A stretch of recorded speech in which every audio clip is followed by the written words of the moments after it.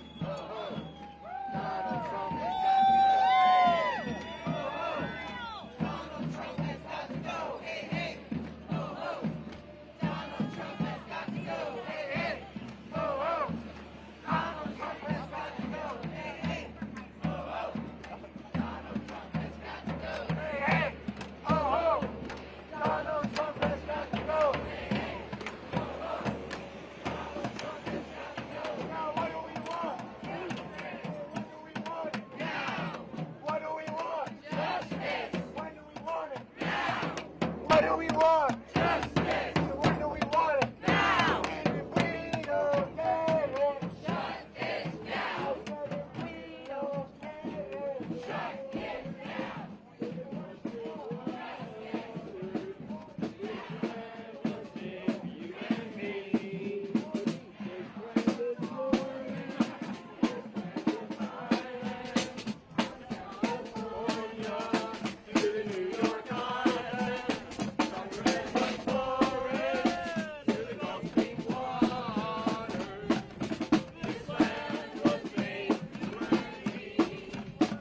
As I was walking on a ribbon of highway, I saw above me an endless skyway. I saw below me a golden valley. This land was made for you and me. This land is your land. This land is my land. From California to the New York Island, from the redwood forest to the Gulf Stream waters. This land was made for you and me. I roamed and rambled and followed my footsteps to the sparkling sands of her diamond desert, and all around me a voice was sounding. This land was made for you and me. This land is your land. This land is my land. From California to the New York Island, from the redwood forest to the Gulf Stream waters. This land was made for you and me. The sun comes shining as I was strolling, wheat fields waving, and the clouds rolling, the fog was lifting, a voice was chanting. This land was made for you and me. This land is your land. This land is my land. From California to the New York Island,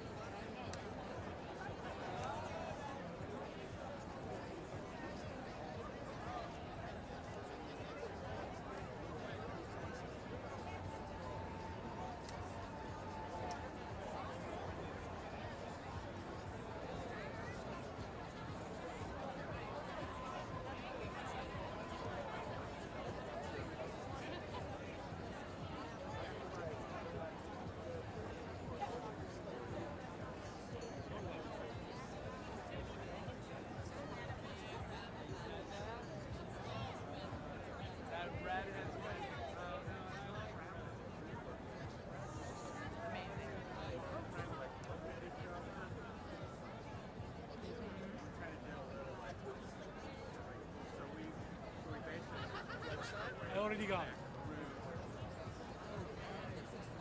That we noticed during the show, you know, it just is so crowded in that.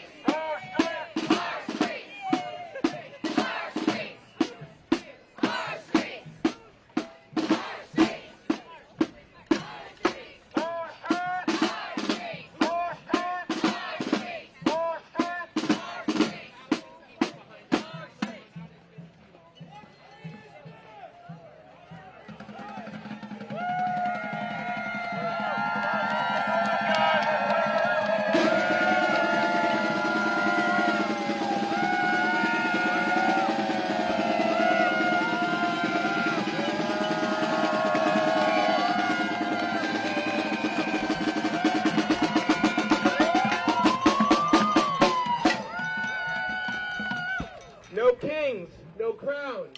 We the people won't back down, no kings, no crowns. We the people won't back down, no kings, no crowns. We the people won't back down, no kings, no crowns. We the people won't back down, no kings, no crowns. We the people won't back down, no kings, no crowns. We the people won't back down, no kings, no crowns. We the people won't back down, no kings, no crowns.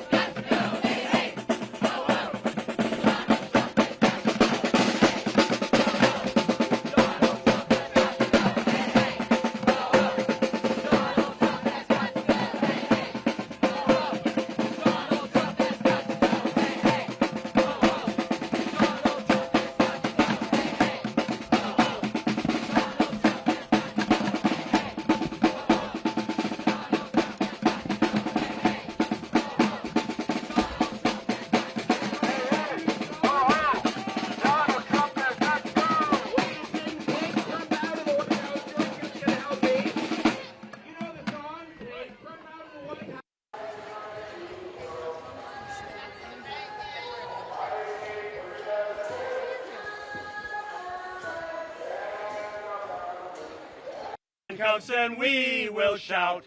We don't care if he never gets out. We say no, no, no to his king plan. We won't be subjects for him. For it's 1, 2, 3 times impeached for a would-be king. Everybody! Okay, one more time. Take Trump out of the White House. Lock him up in a jail. Get him in handcuffs and we will shout. We don't care if he ever gets out. We say no, no, no to his king plan. We won't be subjects for him. For it's 1, 2, 3 times impeached for the wood.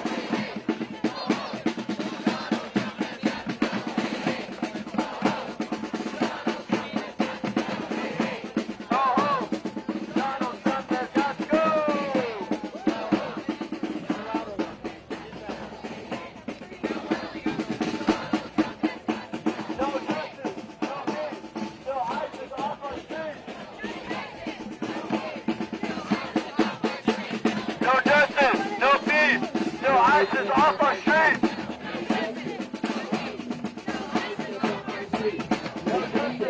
No peace! No ISIS off our streets!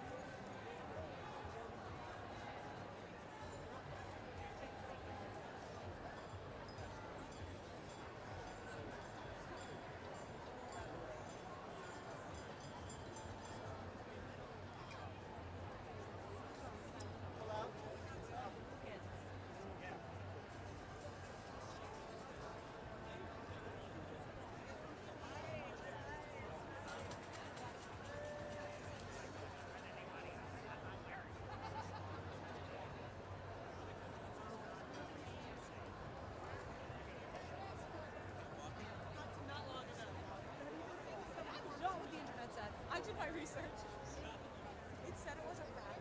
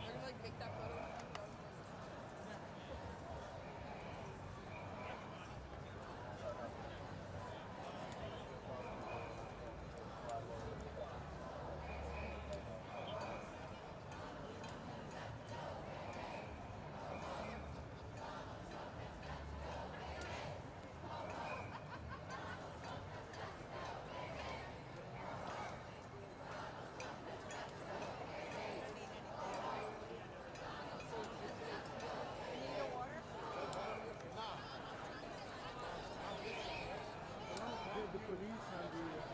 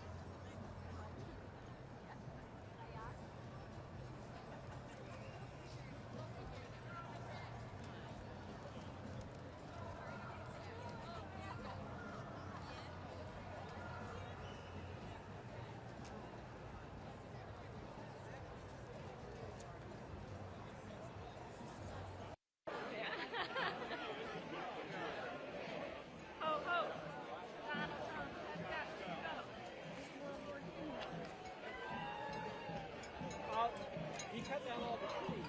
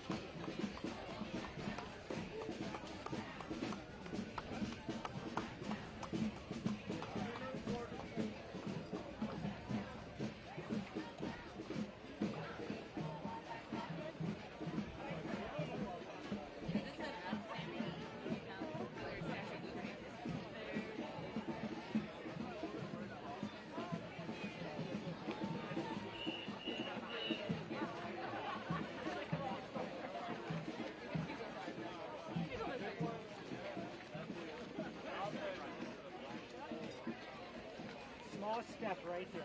Great, thank you. Appreciate it. Thank you very much.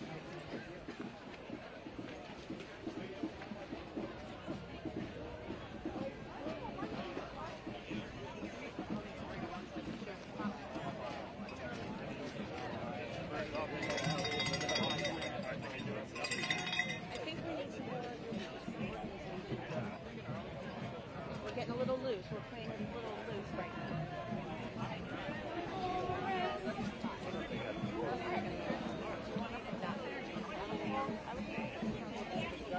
Oh, right.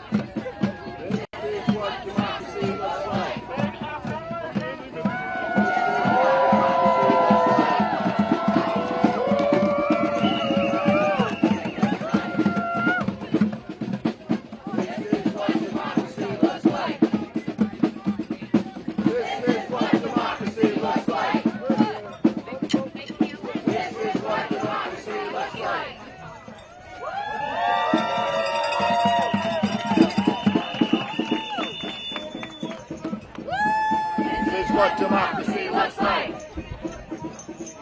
This is what democracy looks like. Oh my God. This is what democracy looks like. I feel like I'm on the This coast. is what democracy looks like.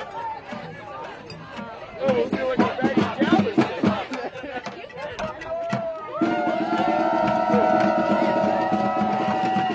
Oh, we've been to Galveston. Yeah!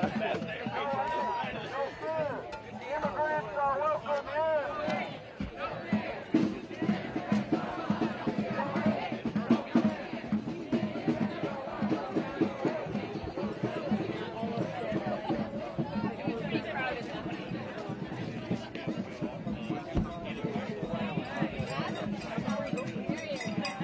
This is what democracy looks like.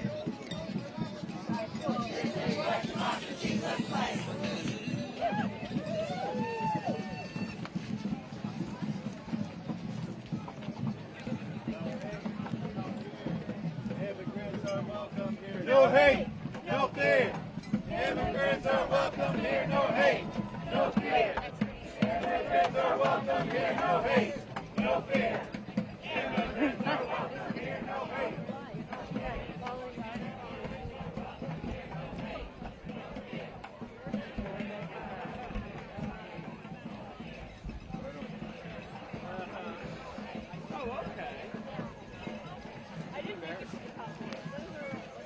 Walking there.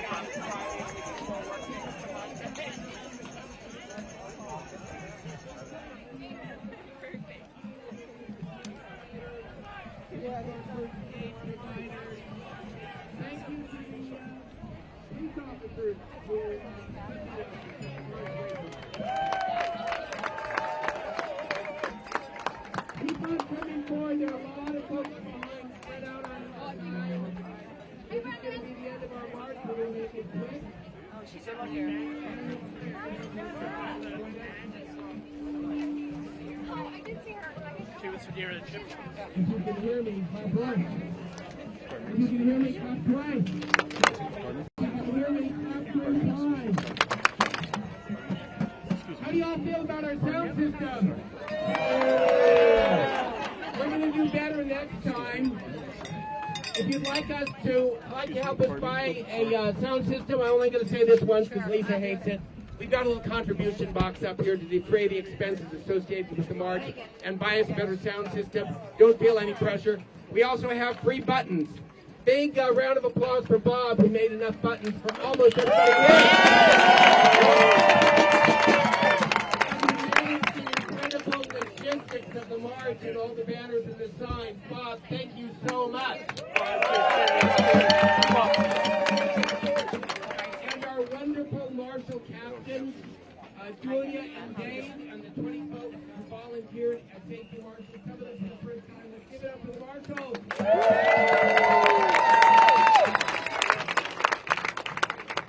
And the drummers, thank you. I've been reminded about the bucket drummers. We love our bucket drummers.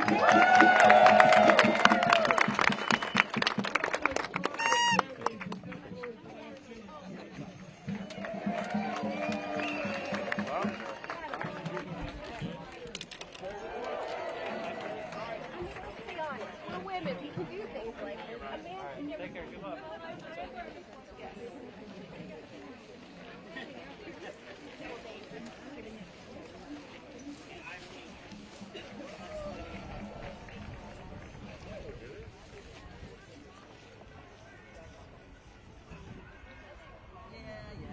It's pretty handy to have around, I guess.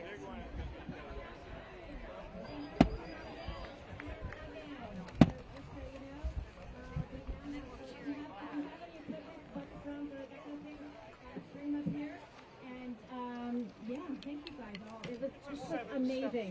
I have never been a planner for this kind of a big march before. Well, thank you to our planners.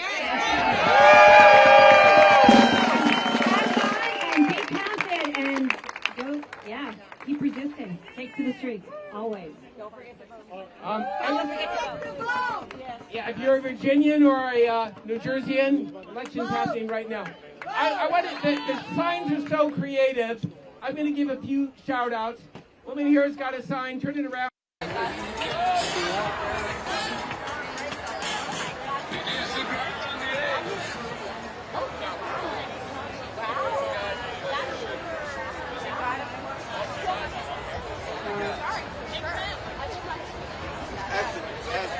the group starts to expand, try to stay to the outside as much as you can. Yeah. We're growing right as we're getting to the, and then we're about to.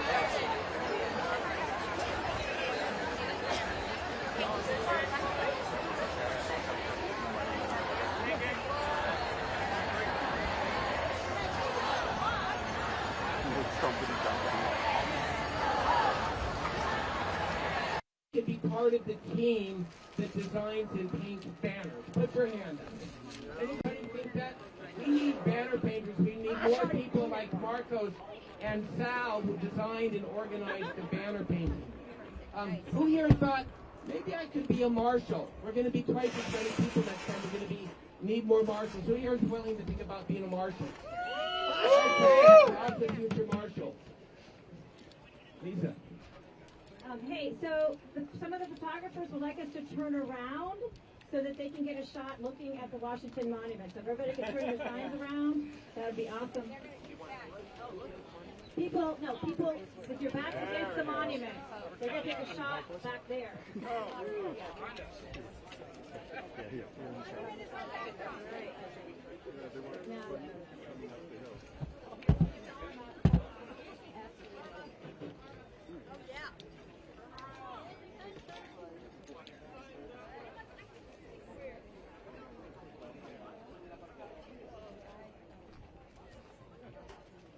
Okay, thank you. Y'all can turn back around now. You've got a few options now. The main rally has begun. It's at 3rd in Pennsylvania, which is the other end of the of the mall. We are a feeder march. There are many other feeder marches coming from around the city. We felt like for us this was going to be enough. If your plan is to walk up to the next, to the big rally, please take your signs with you, your flags with you. If you want to carry a big banner that you don't own, just have a word with your Lisa and arrange to get it back to us. Who here is planning to walk to the big rally? Don't go yet. So you'll all be marching down the mall. The safety marshals might or might not be with you, but you'll be nice and safe on the mall. You'll have a blast. You can also walk to one of the metros and go home. Some of us are going to No King's Action back in the suburbs. We are planning to leave and go home from here. Not too many. So, okay. Two final requests for when we break up. One, the Park Service is short-handed because of the shutdown. Take everything you brought, including your sign. You think everybody wants your sign. Nobody wants it as much as you. Keep it with you. Carry it away. Use it next time.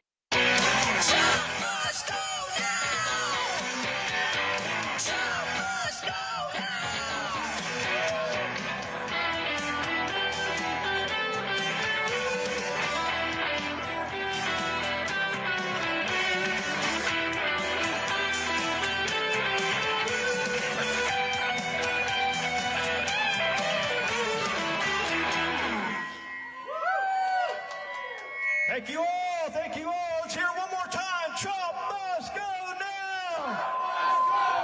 Trump must go now. Trump must go now. Trump must go now. Trump must go now. Trump must go now. Trump must go now. That's right, folks. We are the power. We here in D.C. All right? All right. All right, we're going to play a song for you. It's called DC Stands, because that's exactly what we're doing. We are standing up for our rights. We are standing up against fascism. And God damn it, we are going to beat this shit. All right?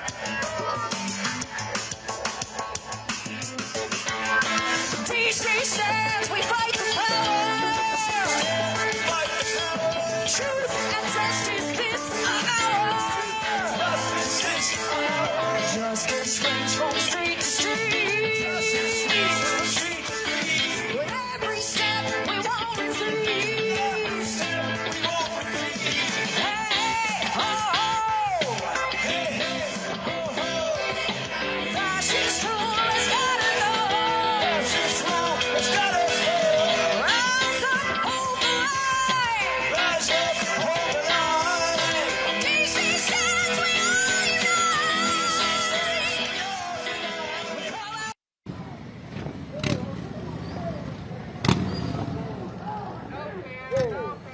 Give it up, give it up, give it up. Remove the regime contention with the massive success. We brought thousands to the streets. And now we here joining up with our brothers and sisters in No King's Day, USA!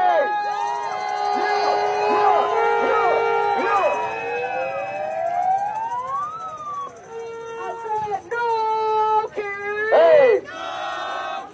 Hey! Remove the regime! Say remove the regime! I said no king! Say no king! Remove the regime! Say remove the regime! Up with liberation! Up with liberation! Down with occupation! Down with occupation! Up with liberation! Up with liberation! Down with deportation!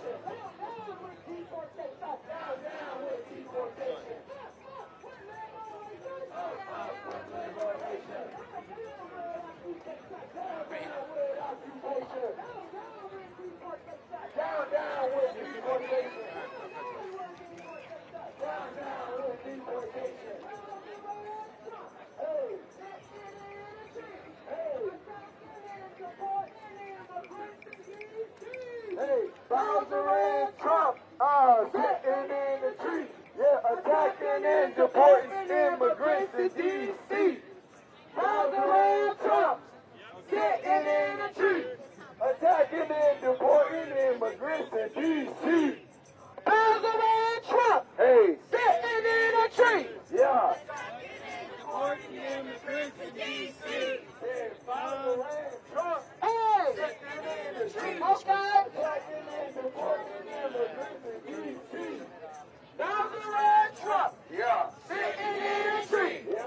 backing and supporting immigrants in D.C. When I say stand up, you say fight back. Stand up. Fight back. Stand up. Fight back. When I say decat, you say fight back. Decat. Fight back. Decat. Fight back. When I say fight back, you say fight back. Fight back. Fight back. Fight back. Fight back. Fight back. Fight back. Fight back. Fight back. Fight back. Fight back. Fight back. Fight back. Fight back. Fight back. Fight back. Fight back. Fight back. Fight back. Stand up. Fight back. Fight back. Fight back. Decat. Fight back. Decat. Fight back. Stand up. Fight back. Stand up. Fight back. Stand up. Fight back. Decat. Fight back. Fight back. Fight back. Fight back. Fight back. Fight back. Fight back. Fight back. Fight back.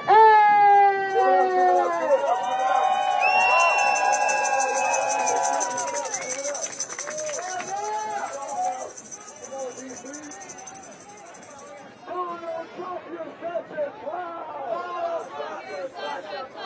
You're not welcome in this town. You're not welcome in this town. Donald Trump, you're such a clown. Donald Trump, you're such a clown. You ain't welcome in this town. You're not welcome in this town. Donald Trump, you're such a clown. Donald Trump, you're such a clown. You're not welcome in this town. You're not welcome in this town. You're not welcome in this town. You're not welcome in this town. You're not welcome in this town. You're not welcome in this town. No peace. No peace. Remove the regime. Remove the regime. There's no peace. No peace. Remove the regime. Remove the regime. Remove the regime. Remove the regime. Donald Trump is his name.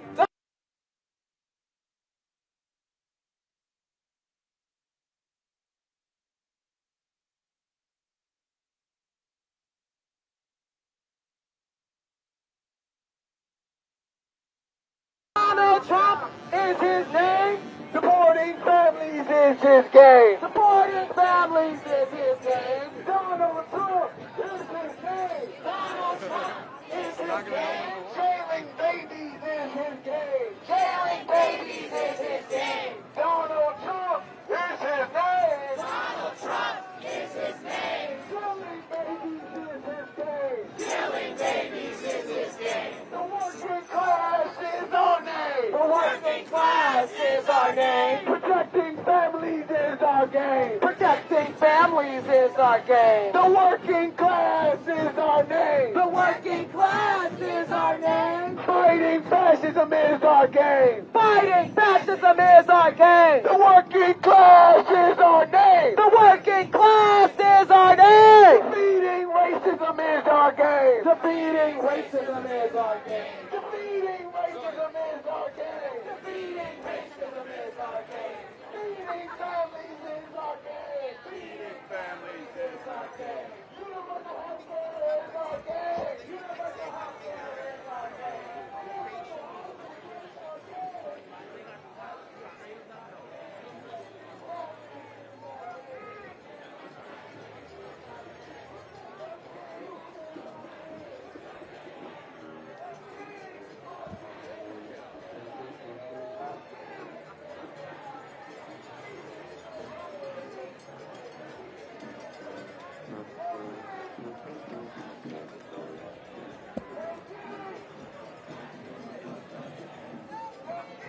These are amazing signs that people have.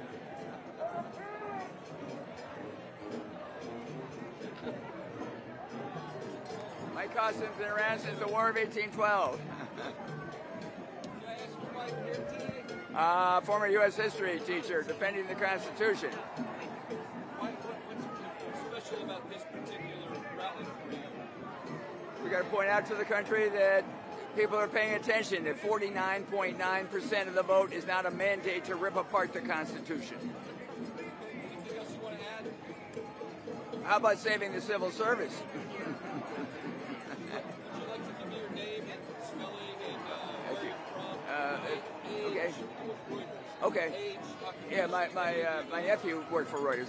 Bill Gruen, Gruen. I used to teach history at the Edmund Burke School 40 years ago. These pants, I made them myself. We would debate the annexation of the Philippines. They're red, and I sewed on the white. I didn't know you could buy red and white striped pants. All right.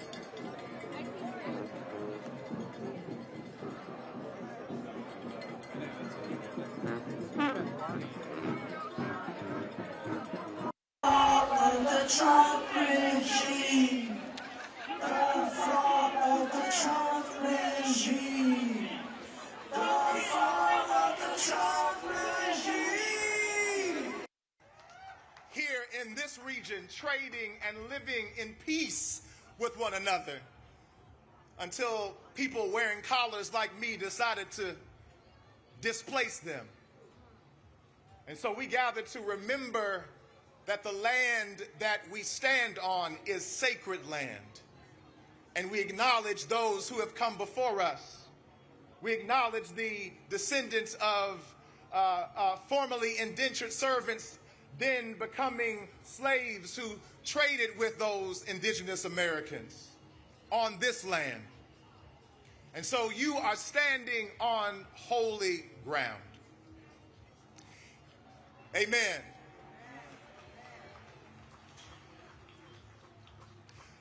I want to give honor and gratitude to our Creator, God, and to each representative of our Creator who has gathered here today. I especially want to thank the representation of DC clergy who stand behind me and stand with me on this stage today. Showing you, come on and give them some love.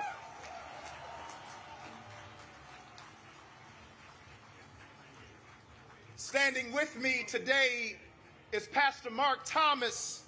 Standing with me today is Rabbi Esther Letterman. Standing with me, yeah, come on, give them love.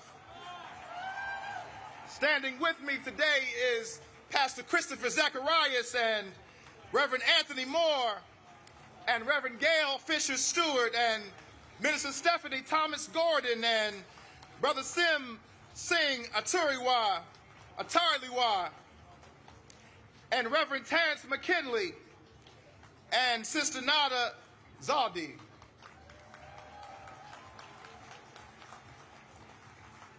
If I butchered anybody's name, as we say in our tradition, please charge it to my head and not to my heart.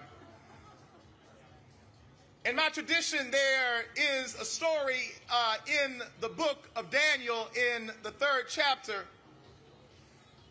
It's a story that you can find in the Hebrew Bible. It's about 3 brothers named Shadrach and Meshach and Abednego. And there was a king in the land in those days. And that king's name was Nebuchadnezzar. He was a narcissistic king. He was a prideful king. He believed that neighbors should turn against neighbors instead of loving neighbors. He believed in the occupation of territory and not the blessing of sacred land. And he told everybody in the land that they had to bow down and worship him. They erected a golden statue of him and put it on the and put it in their land at that time.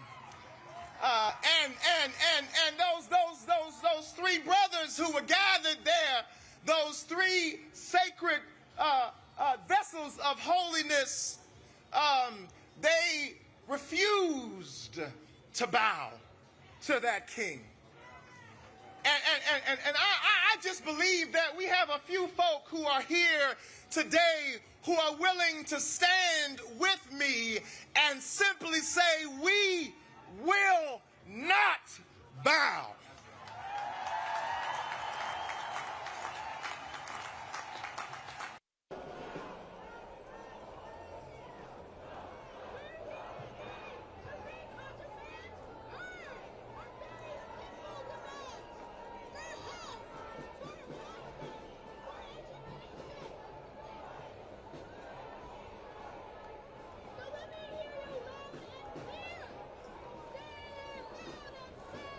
Please!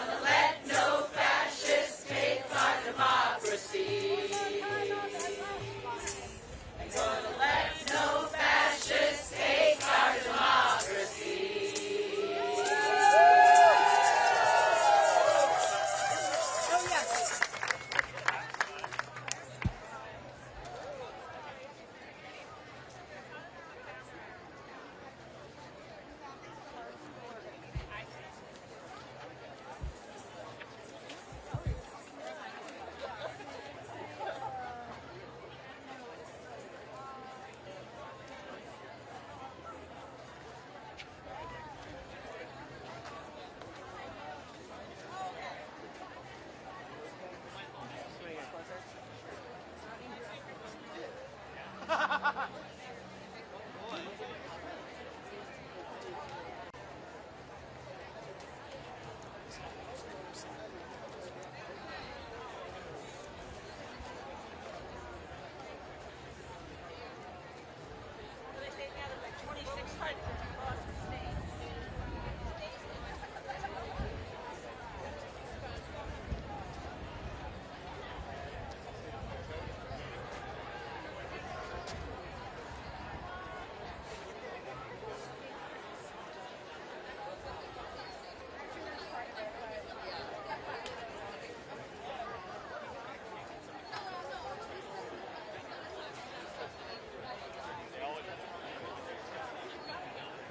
get your signs.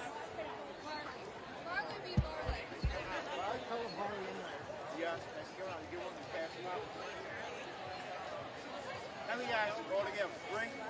Face coming off the mark, face off the mark. Everybody getting it. Pass them out.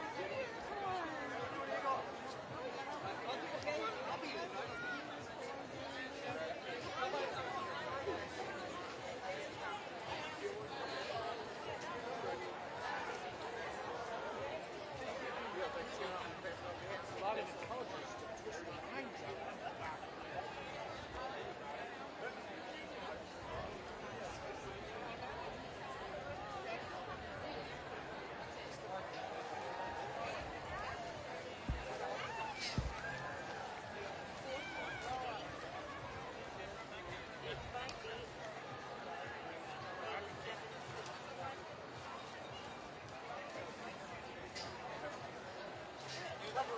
Lovely. Absolutely.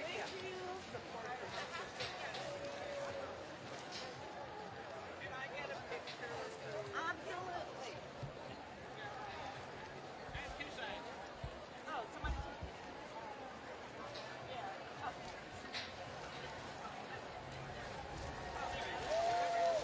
Oh, my hands aren't even in there. Here, I'll put them around. Oh, you got it. One more. I got two. Have a good one.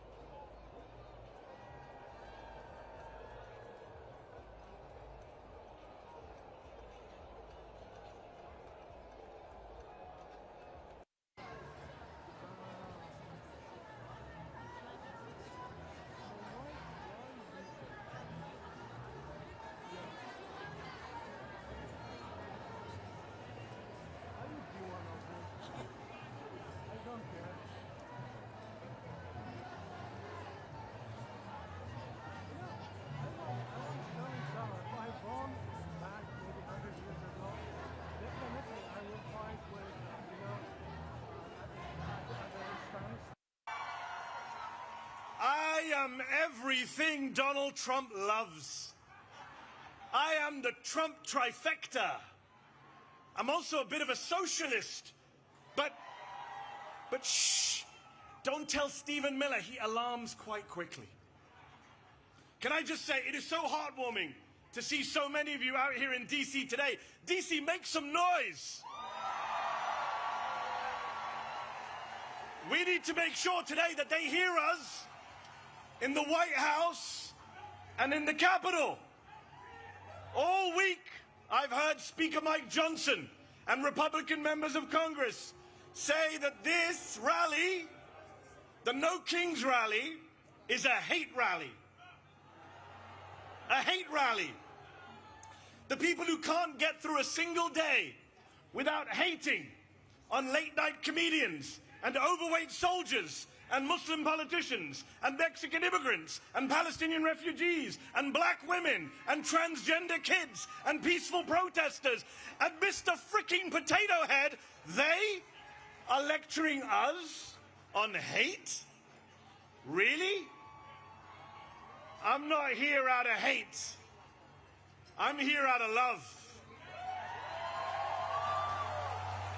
I'm here because I love this country. I love America. I love the First Amendment. I love our democracy. I love our diversity. Yes, our diversity.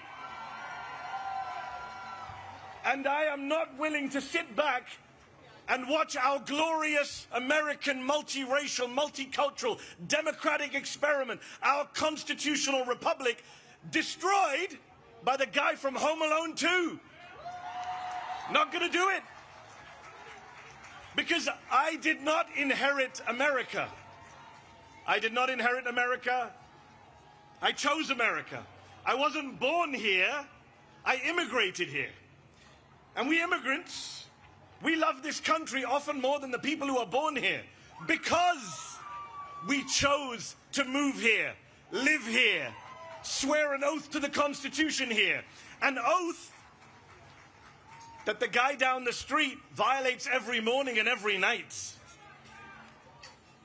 The great irony is, of course, that Donald Trump is the son of an immigrant, the grandson of an immigrant, and married to an immigrant.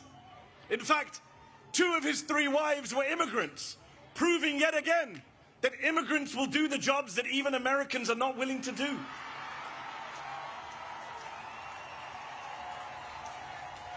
I immigrated here from the United Kingdom. You want to talk about no kings? The UK still has a king. King Charles III. But even he has less gold in his palace than Donald Trump has in the Oval Office right now. Even King Charles has more respect for democratic norms and traditions than the whiny authoritarian man-child trying to send troops into as many blue cities as he can. This is a president who says he wants to be a dictator, but only for a day. Well, we are now 271 days into his wannabe dictatorship. He just went to see the Egyptian president Sisi, who is a military dictator, runs one of the most repressive regimes on earth. And he went there and he said, I want to praise your fantastic leadership and your low crime rates. This is who he loves. This is the autocratic leader he aspires to be. And of course, he was in Egypt hailing his Gaza peace plan, which is a ceasefire, yes, but not a peace plan. Donald Trump, the man who uses Palestinian as a pejorative, as a slur, has no plan for Palestinian freedom, no plan for Palestinian statehood, no plan for justice for the Palestinians who have been massacred and starved and genocided and ethnically cleansed for the past 2 years, including the past 9 months of his presidency. Meanwhile, Israel for the past week has violated the ceasefire again and again, killing Palestinians with impunity. Yesterday they killed 7 Palestinian children during a ceasefire. There is no peace in the Middle East because, as Dr. King said, peace is not just the absence of violence, it is the presence of justice. So these are dark times. Genocide abroad, fascism at home. Which is why it's so crucial that we gather, we organize, we rally like this. We mobilize, we pluralize, we bring people into the tent. We register voters, we defend voters, we become voters if we're not already. And you know, they say we don't reach out to the other side. We don't reach out to conservatives or Republicans, that we're in an echo chamber. Well, let me say to every Republican and conservative watching, aren't you the ones who said no more big government, no tyranny in America? So if you believe that, what are you doing defending masked federal agents in unmarked cars, bundling people off of the streets, including American citizens, and disappearing them? How are you okay with that? And if you're not okay with it, then come over to our side. The side of the Democrats. The small d Democrats, not the big D Democrats, not the Democratic Party. Those of us who are from all parties and none. But those of us who care about saving America so that we can get to our 250th birthday and still be free when we reach 250 years. Come over to our side. The side of no crowns, no thrones, no kings. The side of freedom, of liberty, of the Constitution. The First Amendment, the Fourth Amendment, the 14th Amendment, the 22nd Amendment, which says 2 terms means 2 terms. And if you're not worried about Donald Trump trying to stay on for a 3rd term, you should be. He's literally selling merch. So I worry about free and fair elections in 2028. But then I say, why should I worry? I see all of you here today. What is there to worry about? We here today are not spectators. We are citizens. We are not bystanders, we are proud and patriotic Americans. And we Americans, we the people, will not allow our country to be taken over by demagogues and dictators. We will not stand for it. So let me ask you this. I need to hear you. Are you willing? Are you willing? Answer this. Are you willing to sit back and let Trump shred our freedoms? I can't hear you, DC. They need to hear you in the White House. Are you willing to let Trump shred our freedoms? Are you willing to sit back and bend the knee to fascists and white supremacists? Are you willing to be the Americans on whose watch democracy died? Good, because people power is our last line of defense. Remember this, Donald Trump has never, ever, not in 3 elections, won a majority of the vote. Never. And I'll say this to you. I'll say this to you. Here's the math that they are scared of. There are more of us than there are of them. We are the majority. Say it with me. We are the majority. They're not loud enough today, DC. Come on. Louder. We are the majority.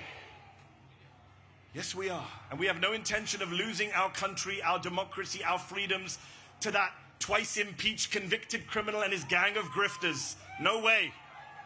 We will out-organize them. We will outvote them. We will outlast them. Because when I see you all out here today, when I see you all out here today in your thousands, in millions across the country, I have hope. I have faith that America can defeat this fascist threat, this authoritarian mania, this MAGA cult, and save our freedoms. And I also have faith and hope that one day soon, the Palestinians will be free. Thank you very much for your time. God bless you all. Ladies and gentlemen. And hope that one day soon, the Palestinians will be free.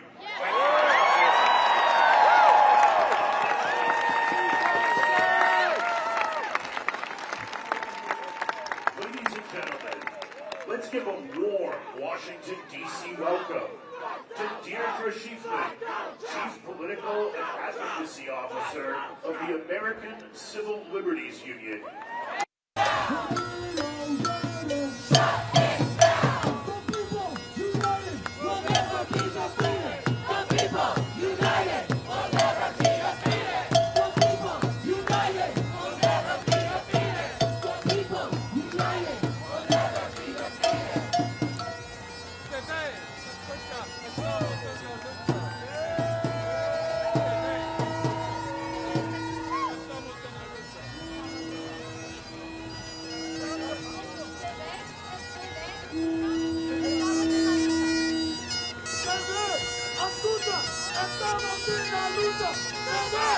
escucha. Estamos en la lucha. Se ven, escucha. Estamos en la lucha. Se ven, escucha. Estamos en la lucha. Se ven, escucha. Estamos en la lucha. Se ven, escucha. Estamos en la lucha. Se ven, escucha. Estamos en la lucha. Se ven, escucha. Estamos en la lucha. Se ven, escucha. Estamos en la lucha. Se ven, escucha. Estamos en la lucha. When NYC is under attack, what do we do? Stand up like that. When NYC is under attack, what do we do? Stand up like that. When NYC is under attack, what do we do? Stand up like that. What do we do? Stand up like that. What do we do? Stand up like that. When NYC is under attack, what do we do? Stand up like that.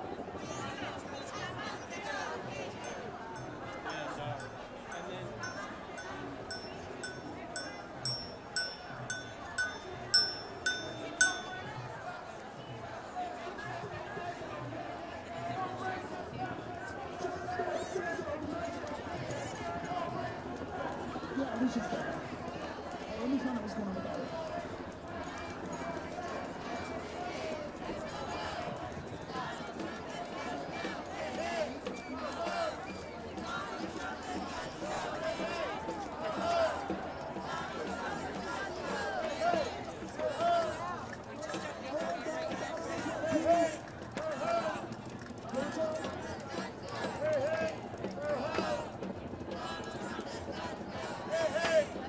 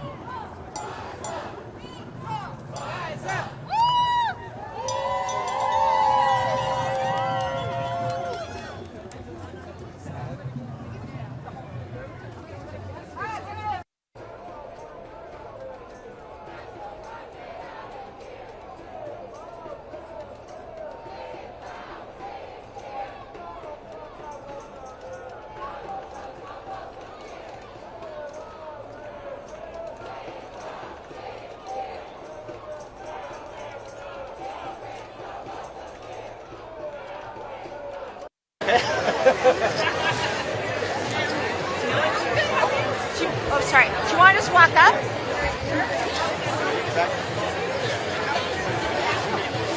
I want to thank every last one of you. I want to thank all the organizers with 5051. I want to thank Political Revolution, who's a national partner. But I want to thank our children. I want to thank our teachers. I want to thank your hearts for doing this and being out here in the street when they tried to make you afraid.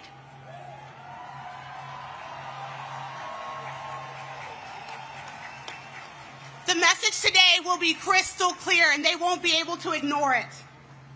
There will be no kings in America. Not today, not tomorrow, not ever. Thank you.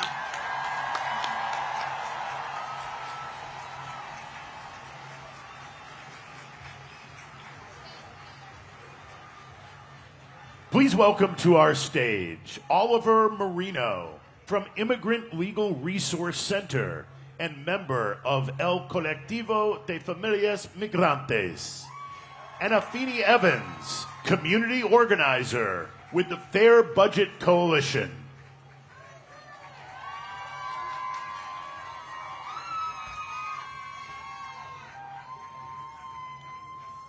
Thank you. Good morning. Earlier this year, as the Trump administration began its anti-immigrant attacks from the White House. That's a great one.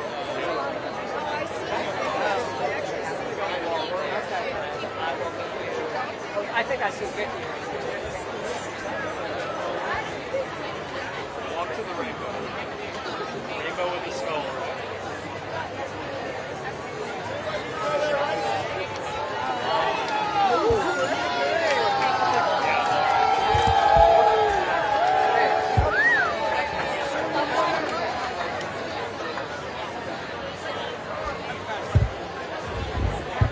No, you're good. You're good.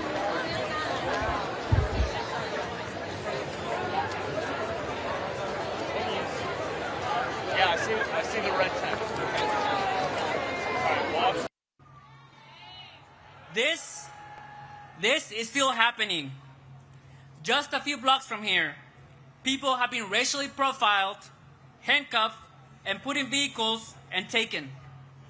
Sometimes they're transferred to detention centers hundreds of miles away in states like Louisiana, Alabama, and Georgia, away from family and away from legal counsel.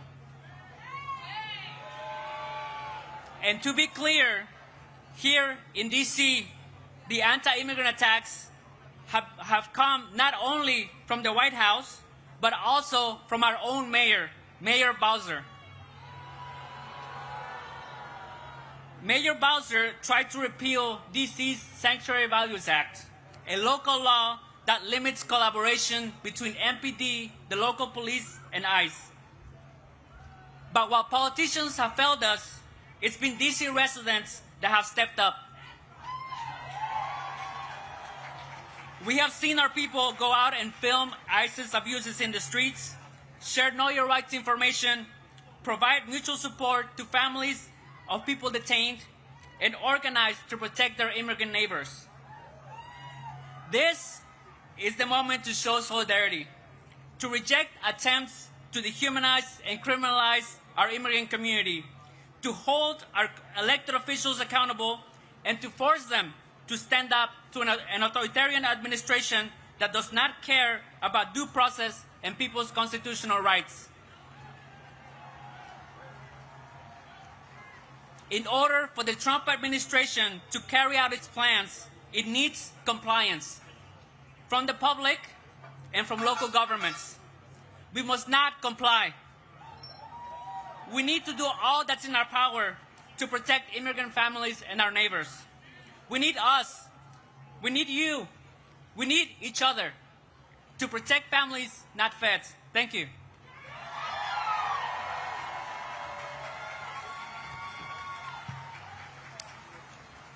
Peace, y'all. My name is Afeni, and I'm a community organizer with the Fair Budget Coalition here in D.C. And this is my appeal. In 1792, when the French monarchy was abolished, the people established a new republic. When that one didn't quite work out, it was a military dictatorship, yikes. It was abolished in 1848, and a second republic was established. But that one didn't quite fit. So their third republic was erected in 1870. That republic didn't smell right, though. So they tried a fourth republic in 1946. And the republic that we are witnessing right now in France was established in 1958. My fellow Americans, I am here to tell you that the social contract in this country has been broken.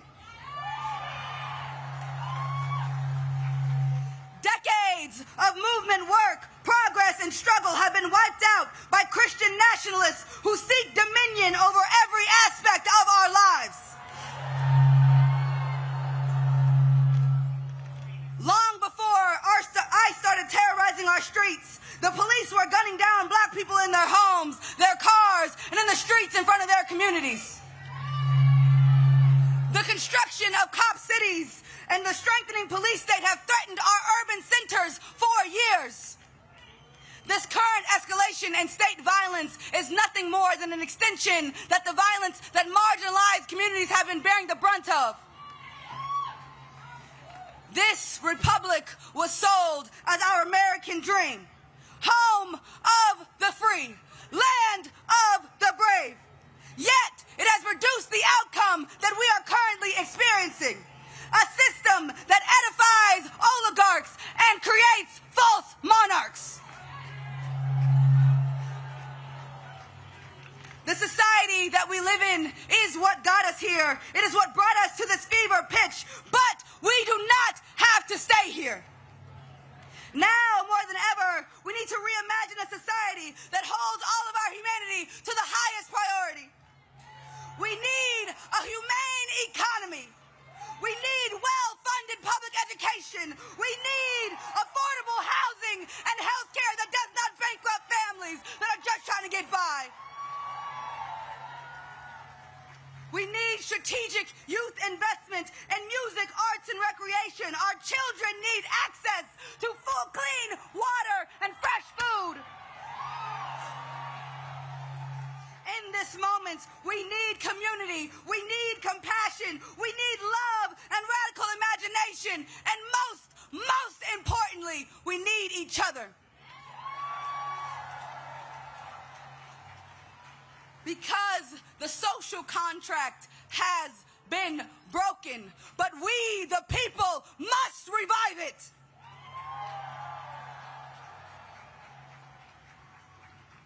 We, the people, can be stewards for a land of the free. We, the people, can be brave and make this broken house into a home for all of us.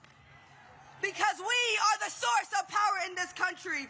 Our labor, our taxes, and our faith keep this system going. So we must have the revolutionary hope that collectively we, the powerful people, have the capacity to create something better. I'm here to tell you that we must be audacious in our pursuit of fulfilling that generational mandate. Because with public sentiment, nothing can fail. And without it, this system cannot succeed.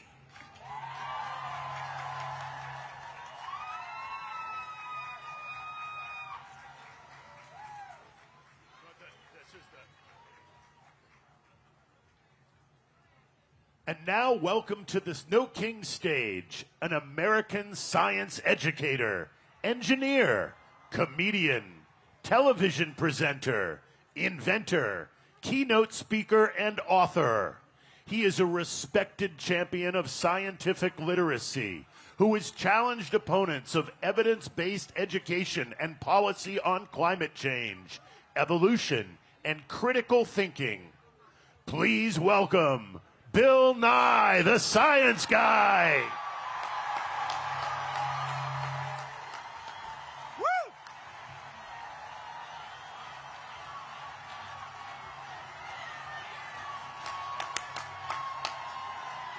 We love that song, Hello, DC. Fellowship citizens, it is wonderful to see so many of us out here today. We are here for the same reason our ancestors gathered here in 1776. We want our government to run without a king. Our government is based on ideas embodied in the Constitution. Among other remarkable features, it guarantees our freedom to speak, as we're doing here today. Rather than doing one monarch's bidding, we have agreed to form a democracy, to work together, and to follow the laws that derive from it. No thrones, no crowns, no kings.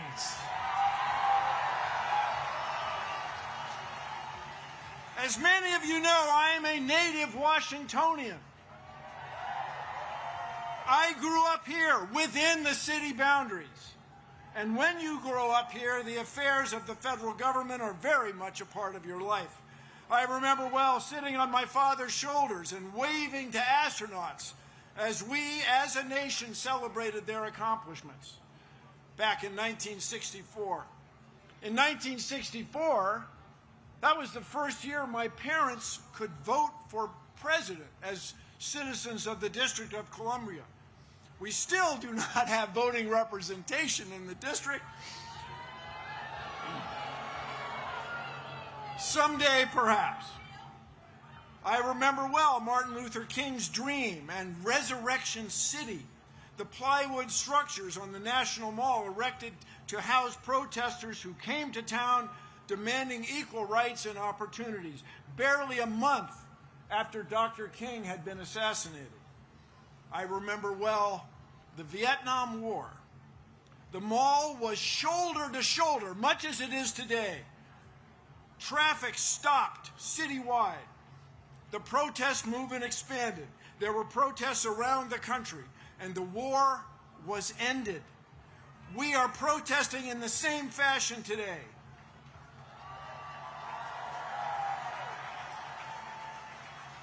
Only today, the stakes are higher. Rather than abandoning a war against an elusive, perhaps sometimes imaginary foe, we are confronting the possible end of our republic. We are here to tell our lawmakers that what's going on in our government is wrong. They must stop the abuses of this petulant president and his circle of sycophants. No thrones, no crowns, no kings.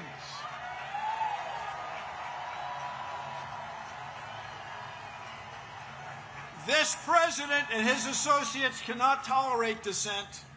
To them, our free speech is frightening. They are arresting people and denying due process in courts. They've tried to silence television hosts. They're trying to fire or indict civil servants, prosecutors, judges, even their own cabinet members. But in this land, these sorts of actions are not new. In 1776, our ancestors had had enough. They declared independence from a king by means of a document stored safely right over there on Constitution Avenue in the National Archives. Although it was conceived 249 years ago, the Declaration of Independence describes a train of abuses connected with an absolute authority, a king with absolute power. No thrones, no crowns, no kings. Their king had refused to honor the law. Their king had refused to let lawmakers be elected. The king had made court judges dependent on his will. They cited the king sending, quote, swarms of officers to harass our people. Their language referred to, quote, cruelty and faithlessness scarcely paralleled in the most barbarous of ages. Their king was trying to, quote, render the military independent and superior to civil power. Our founders even censured King George for cutting off trade with all parts of the world. Did these actions sound familiar? 249 years later, no crowns, no thrones, no king. In short, the founders believed their king was, in their words, quote, totally unworthy to be the head of a civilized nation. no thrones, no crowns, no kings. Although the United Nations has been the world's leader, and although the United States has been the world's leader in science for decades, this president and the members of his cabinet even fail to accept scientific facts. Contrary to Article 1, Section 8 of the Constitution, they do not promote the progress of science. They suppress it to the detriment of our health, well-being, and international competitiveness. It is a formula for failure. How did we get here? It hasn't been one instance of abuse of the power of executive order by this president. It hasn't been just one twist in a court ruling. Instead, it has been years in the making. Enabled by this president, a group of Confederates has worked together to undo many of our traditions and understandings of fairness and of citizens' rights. And they've done this through an odd legal tactic to overwhelm our court system with legal game after legal game, trying to hold or impound money secretly in order to let legal deadlines pass, to pretend that people they don't know, who are from different backgrounds, are somehow not quite citizens and not worthy of respect under the law. No thrones, no crowns, no kings. Let us now raise our voices. We are here demanding a return to the rule of law. Let the world know that we will suffer no king. We will put the United States back on a course to lead the world in fair governance. Together, no thrones, no crowns, no kings. Thank you all. Let's change the world.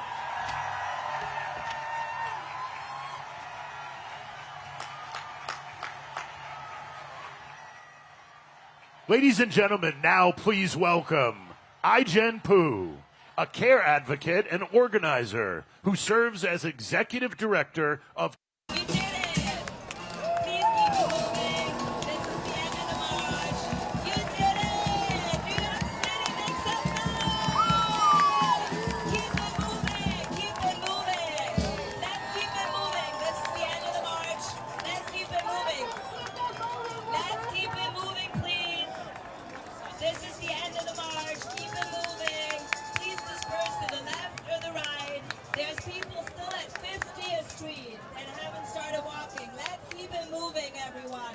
Thank you so much for coming. This is the end of the march.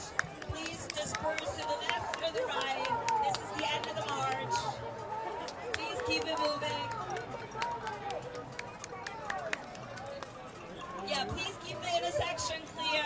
Let's keep it moving. Let's keep it moving. Thank you so much for coming.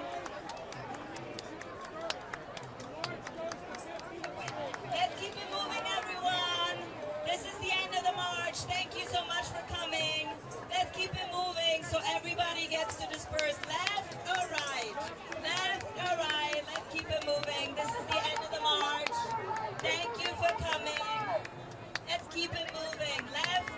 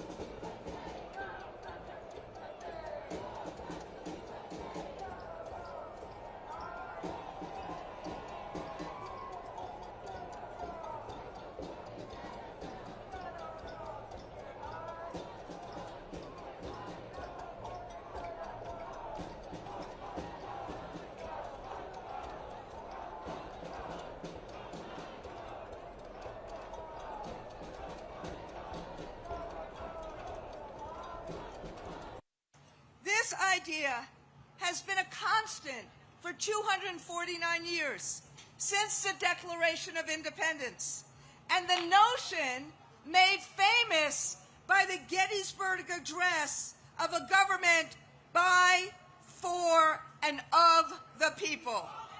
Say it again. By, for, and of the people.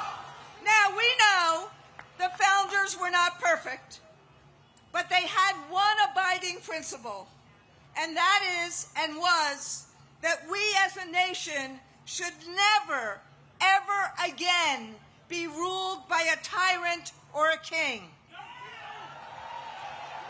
That was as true today as it was back then.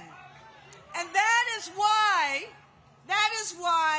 millions of people today from all walks of life are turning out at these thousands of events. Republicans, Democrats, independents, black, brown, white, this 68-year-old Jewish baby boomer, Muslim small business owners, Christian Gen Zers.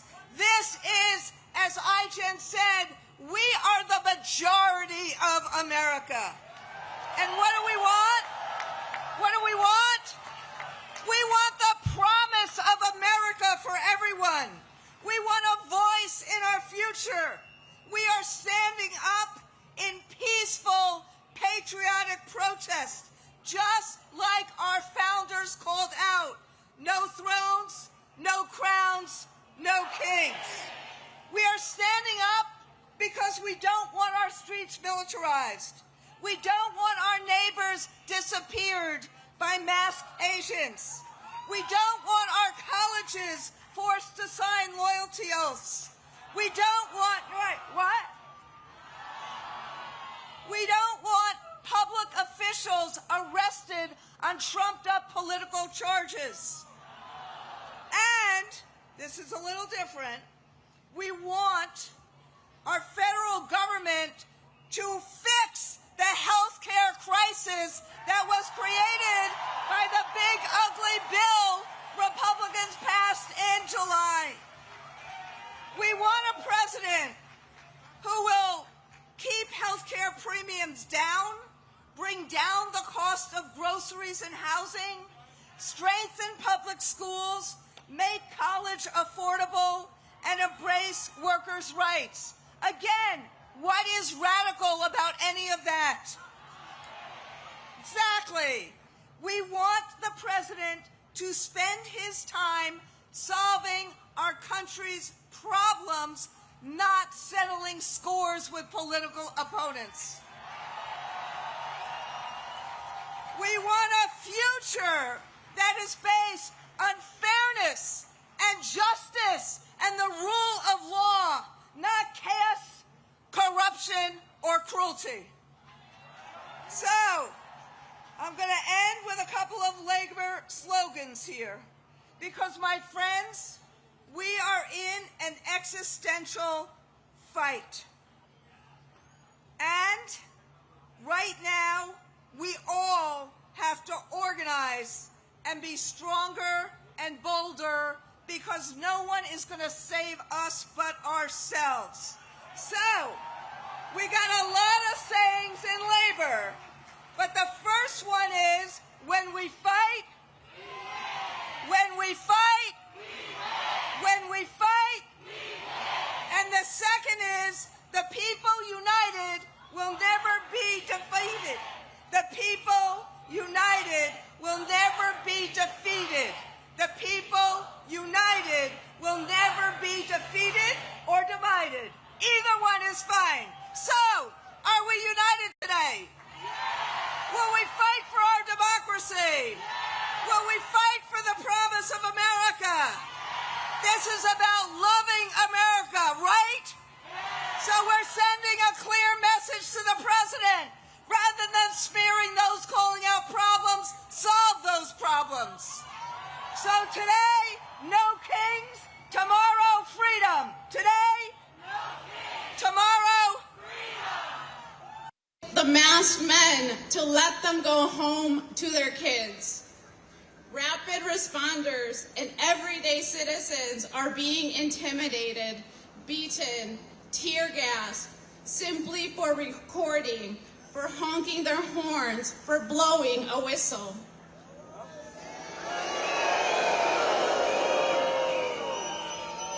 Our families, our dreams, the immigrant spirit to, despite all odds, make a better future for the next generation. It may feel like it is being crushed, but I am a dreamer.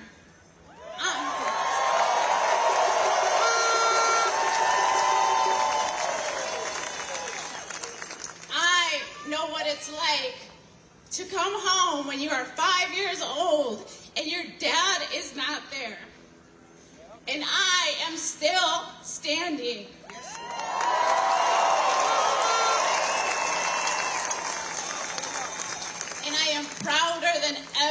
to be an immigrant, and I commit to continue to fight, but I need your help.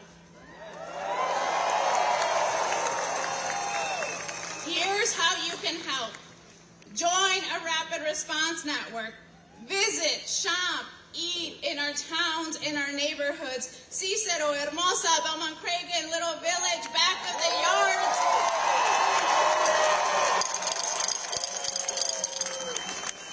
Elgin, Waukegan, Aurora.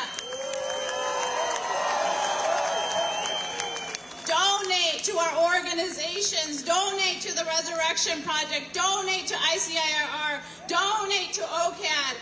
Buy your whistle and take it everywhere you go.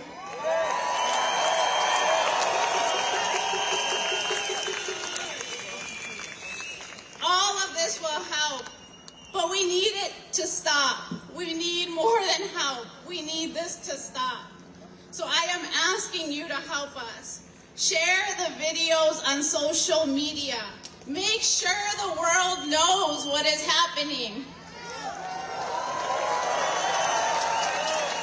Call your members of Congress and tell them this has to stop. Talk to your family who voted for Trump and tell them to call their members of Congress.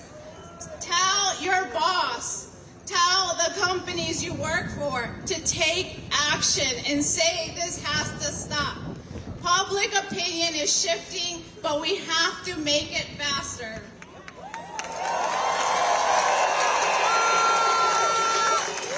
So now, I have a favor to ask.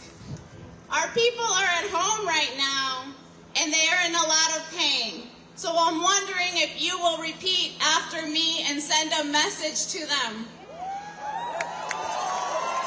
Let's get started. So, dear immigrant. Dear construction worker. Dear tamalera.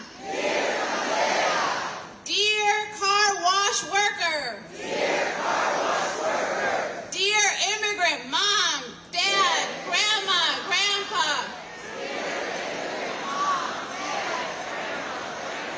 Dear immigrant friend. Dear little brown kids. You are loved by your city. Chicago loves you. We are so sorry this is happening to you. But you have our promise that we will make it stop.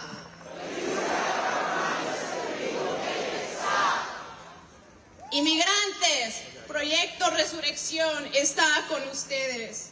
Lamentamos tanto lo que está pasando, pero saldremos de esto juntos. ¡Que viva los inmigrantes! Thank you.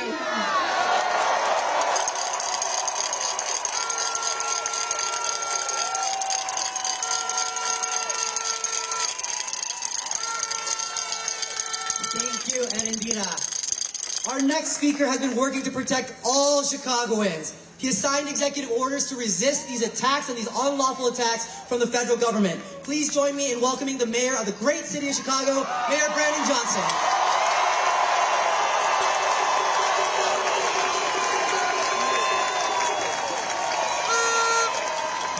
Well, are you all ready to defend this democracy? Are you ready to fight fascism? Are you prepared to destroy authoritarianism once and for all?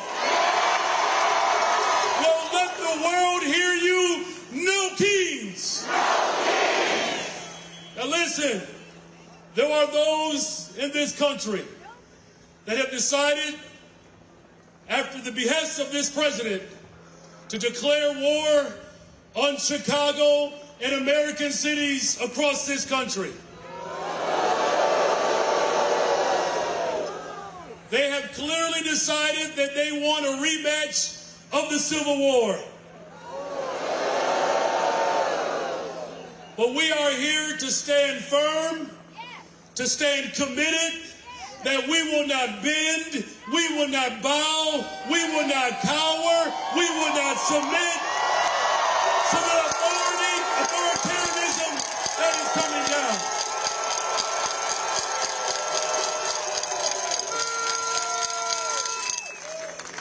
I want to make this point emphatically clear, that the attempt to divide and conquer this nation will not prevail, because when the people are united, justice always prevails.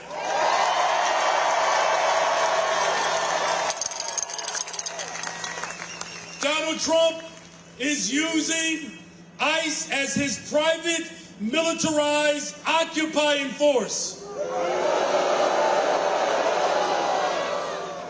The only other entities that are funded greater than ICE are the United States military and China's military. But we are saying emphatically clear, we do not want troops in our city. We will not allow our cities to be occupied.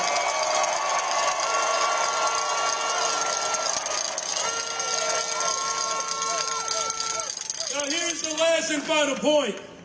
We have to be absolutely clear of not just what we're fighting for, but what we are looking to tear down.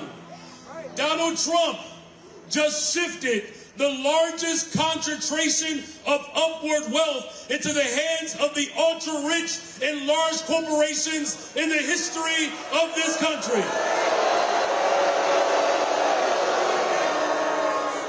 This is a fight for working people across this country and across this globe to stand up to billionaires in the interest of corporations.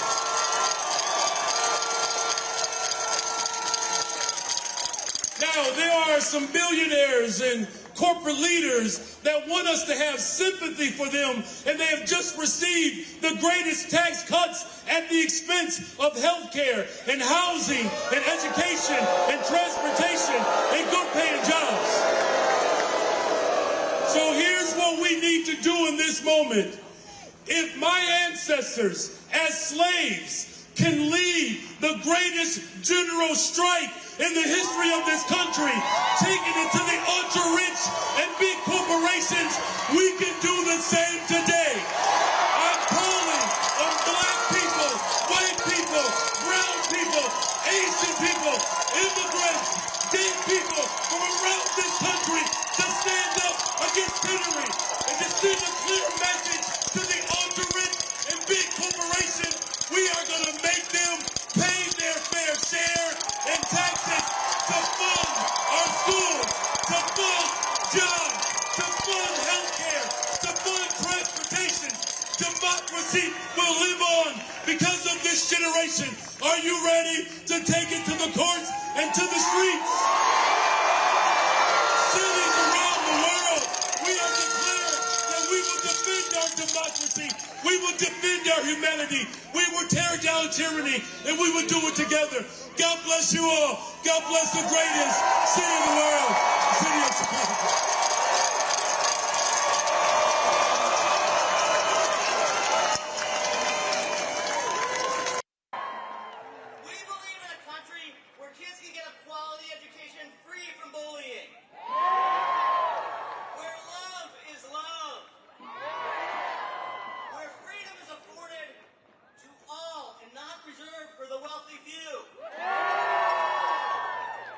That is America at its greatest.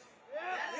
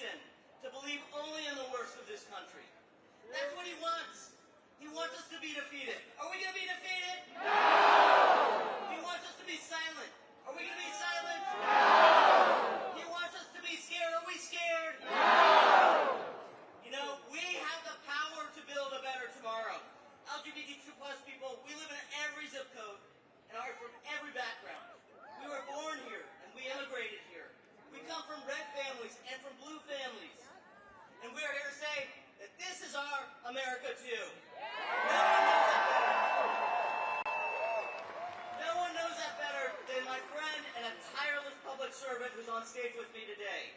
A true patriot who knows the cost of freedom. I'm proud to pass the mic to former Assistant Secretary of Defense for Readiness and our HRC board member, Sean Skelly.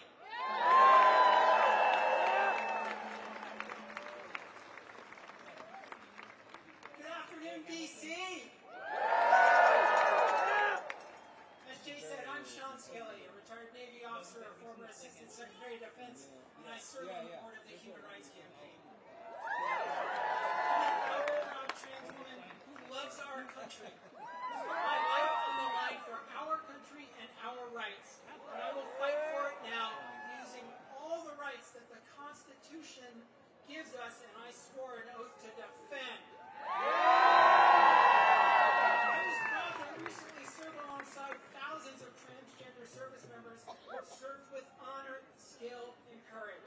They have protected us while their own Commander-in-Chief and Secretary of Defense have vilified them and denied their right to exist. Anyone who serves in uniform deserves so much better than what this tainted chain of command has to offer. This administration targets these brave Americans because of its wanton campaign to drive me and all of my transgender brothers and sisters out of our country, out of our society, out of the protection of our laws, and into some dark, dangerous corner that they are inventing.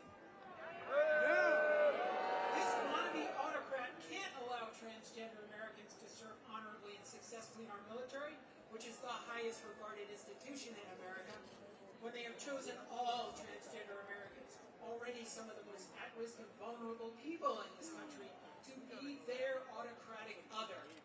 The people to be feared, scorned, and blamed because of their shameless lies, hateful lies that they tell about the danger that trans people supposedly bring to our society, and somehow upset the utopia that the dear leader promised us is around every corner. The American people respect those who put on their uniform, who protect them, and serve at the risk of their lives for people we don't even know.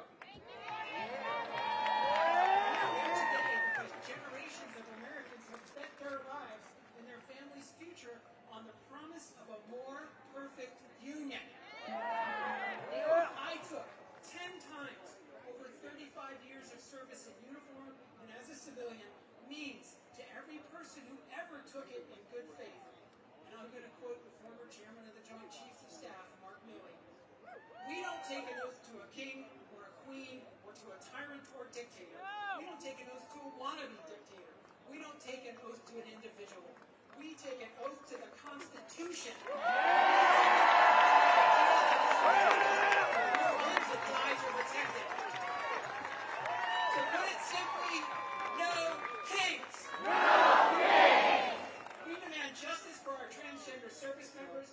We demand justice and civil rights for every transgender American. We demand justice and democracy for every single American. No kings. Thank you.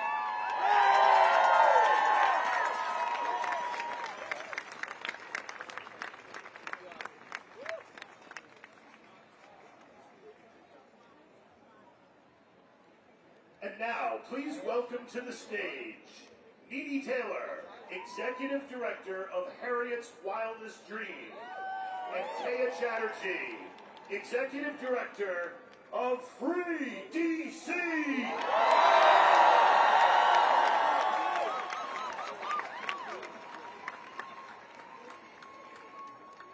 Welcome to DC. I hear y'all say, welcome to DC.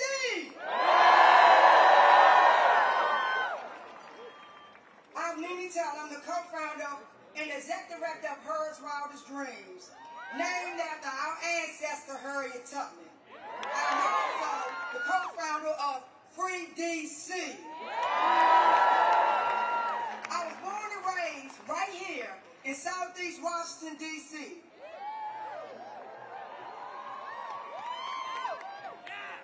As many of you know, we are in a state of grief for the loss of our freedom fighter, Assata Shakur. We honor her life, her courage, and her teaching. She told us that we need a revolution of the mind and a revolution of the heart. These words still lead me, because this work begins in how we show up for one another, how we care for one another, and how we show up for one another. Washington, D.C. is a black home. We come here to Washington, D.C. That is what you came here to Washington, D.C. That's what you're stepping into. A home built by black hands, held together by black lungs, guarded by generations who refuse to leave. The people of D.C. have been teaching, protecting, and fighting for this city long before most of you stopped paying attention. We have been living and breathing the consequences of racist policies, displacement, and over-policing since post-Civil War. We have been demanding and calling for D.C. to become a state. We need D.C. statehood now. D.C. statehood now. D.C. statehood now. On Monday, our freedom marchers were up at the D.C. courts until the cell block closed 2 o'clock in the morning. They were watching hearing after hearing after hearing of our neighbors being kidnapped over the weekend. We also have 300,000 black women who have been fired in the last few months. Most of those are federal workers right here in the district. And we just listened to lawyers argue at the Supreme Court that fixing the system to make it fair for black people somehow harms white people. This is what we are up against. This is what we are up against. Black people's freedom is being threatened by a failing democracy and has been punched by white fragile supremacy. Here in D.C., we have been organizing, protecting, and building long before cameras arrived. If you want to help, listen to those who have been doing this work before Trump became in office. Before all of this came to play. Listen to the ones that's been on the ground ever since 400 years ago. I see all of you right here, and y'all see me. All of the applauses, and yet, when you all call to meet, when I call you to meet impacted black people, where will you be? Ask yourself, where will you be? When our movements need funding, where will you be? When you are invited to teach, to share your skills, to support, strategize, and to defend black people in public, where will you be? Solidarity is measured by what you do when you are called forward. Community is responsibility, structure, and work. It's both the noun and the verb. It's the people and it's the people in motion. It's how we build safety for each other. It's how we keep us safe. Who keep us safe? We do. Who keep us safe? We do. Black people have been carrying the moral weight of this world for generations. We have stood in the gap for every fight against oppression, from Palestine to right here in D.C. Because we believe everyone deserves to be free. We are not free until all of us are free. A Southern support taught me once again, weapons of mass destruction and weapons of mass love. She said it's not enough to change the system, we must change ourselves. That kind of change requires that we hold the line for one another. Protest black people in public and in private. I see you. I see your faces, just like you see mine. Will you tomorrow? Will I see you tomorrow? Will I see you next month? When more of our rights are being stripped, and when more of our black bodies are put in cages. Don't watch from the shadows. I charge you. I charge you to be on the front lines. I charge you to fight. And we will not end with the Because the day won't end with this stage when the stage come down and the cameras leave and you return home. The fight for our collective liberation is not contained to this presidio of the media attention today. Free the land, to free the people, and free us all, and free D.C. Free D.C. Free D.C. Free D.C. Free D.C.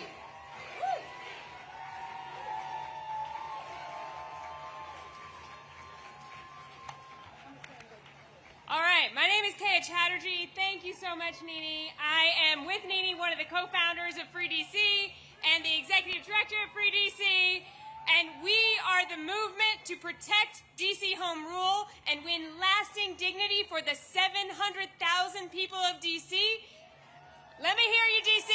Who out here is here today for a Free DC?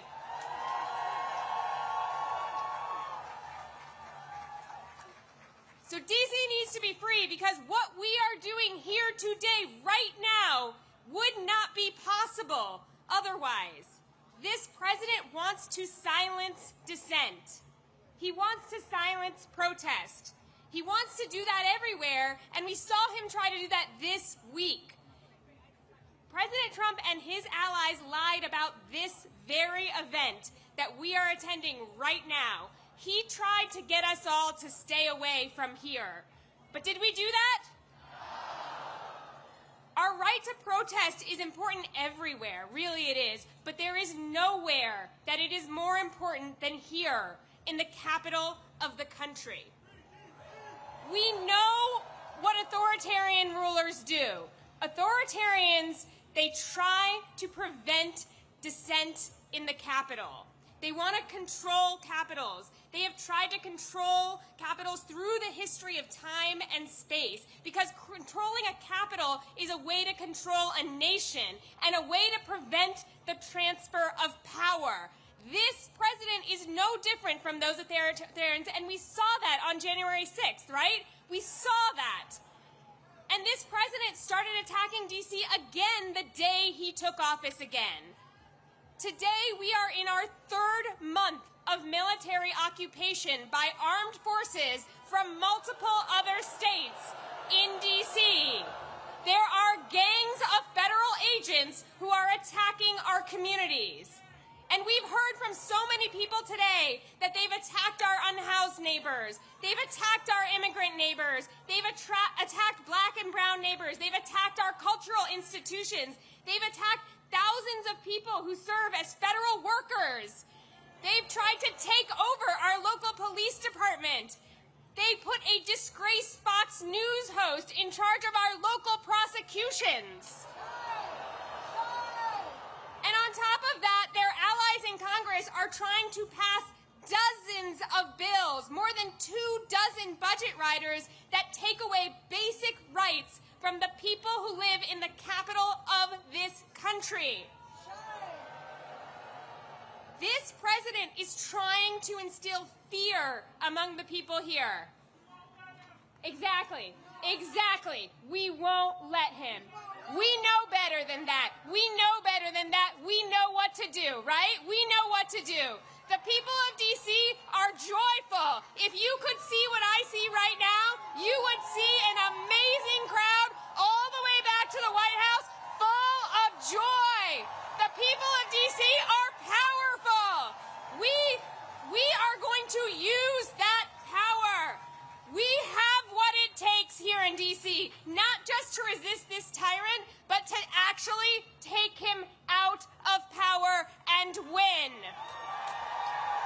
And I want to say, I'm not just talking about voting. I'm not just talking about attending rallies. I'm talking about organizing now like our lives depend on it.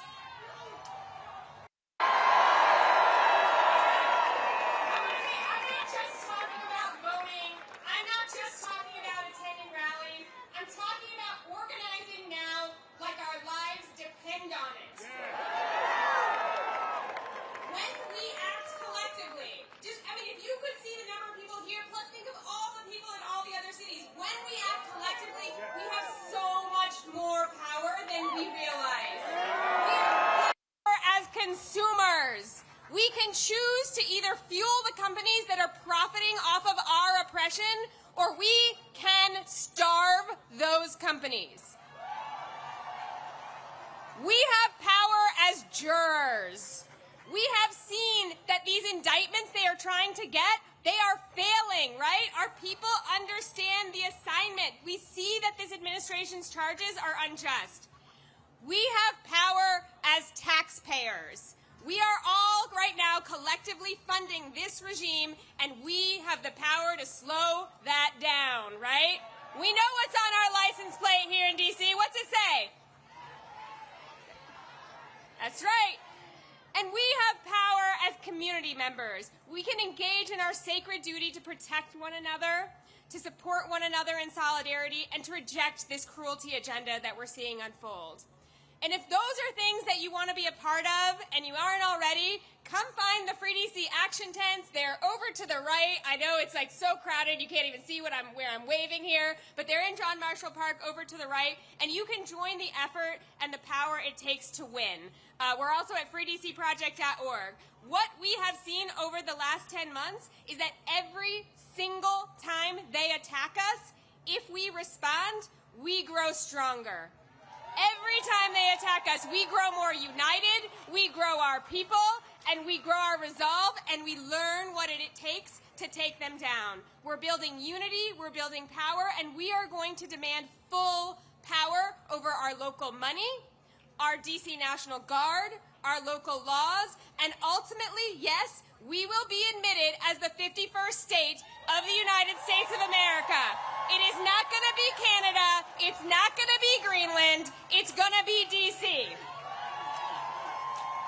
And our entire national democracy will always be at risk until that happens, until we actually protect the capital of this country. And that means that everyone across this country needs a free D.C.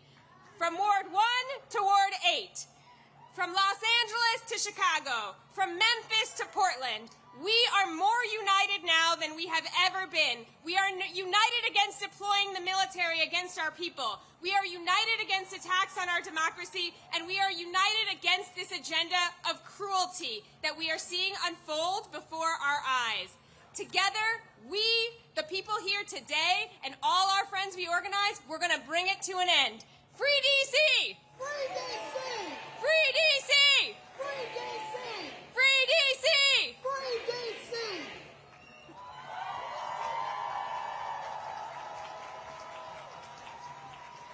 Washington, D.C., please welcome to the stage Leah Greenberg and Ezra Levin, co-founders of Indivisible.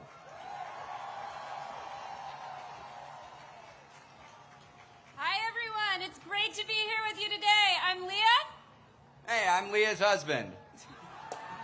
And we are the co-founders of Indivisible. We support a movement of thousands of local indivisible groups organizing in every state of the country. These are regular people who understand that saving our democracy is too important to be left to the politicians, and it's going to take all of us. Woo.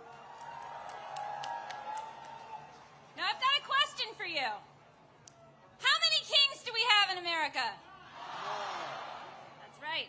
We are in the middle of a sprint by Donald Trump, Stephen Miller, their MAGA cronies, to consolidate power and bully American society into submission. They have come for corporations and billionaires, for law firms and universities, for media and civil society. They are ripping families apart, and they are shredding our Constitution while they line their pockets in the biggest heist of all time. And the way they do it is they go on the attack.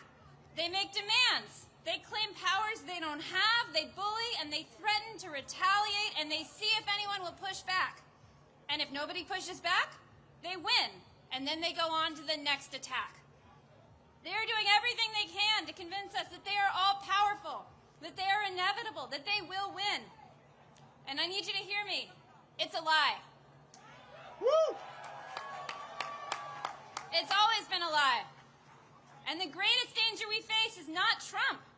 It is how we, as a society, respond to this bullying, to this chilling effect.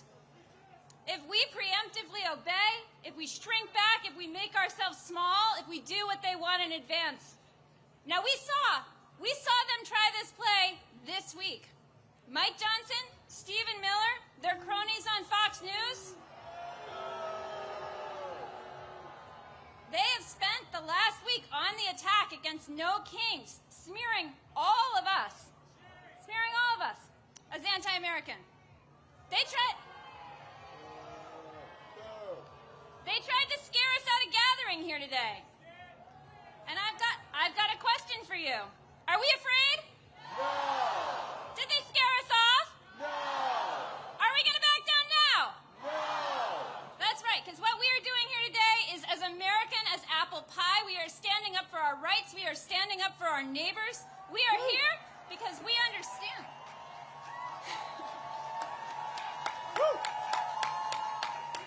We are here because we understand that when a tyrant threatens your right to free speech, you call his bluff and you stand up.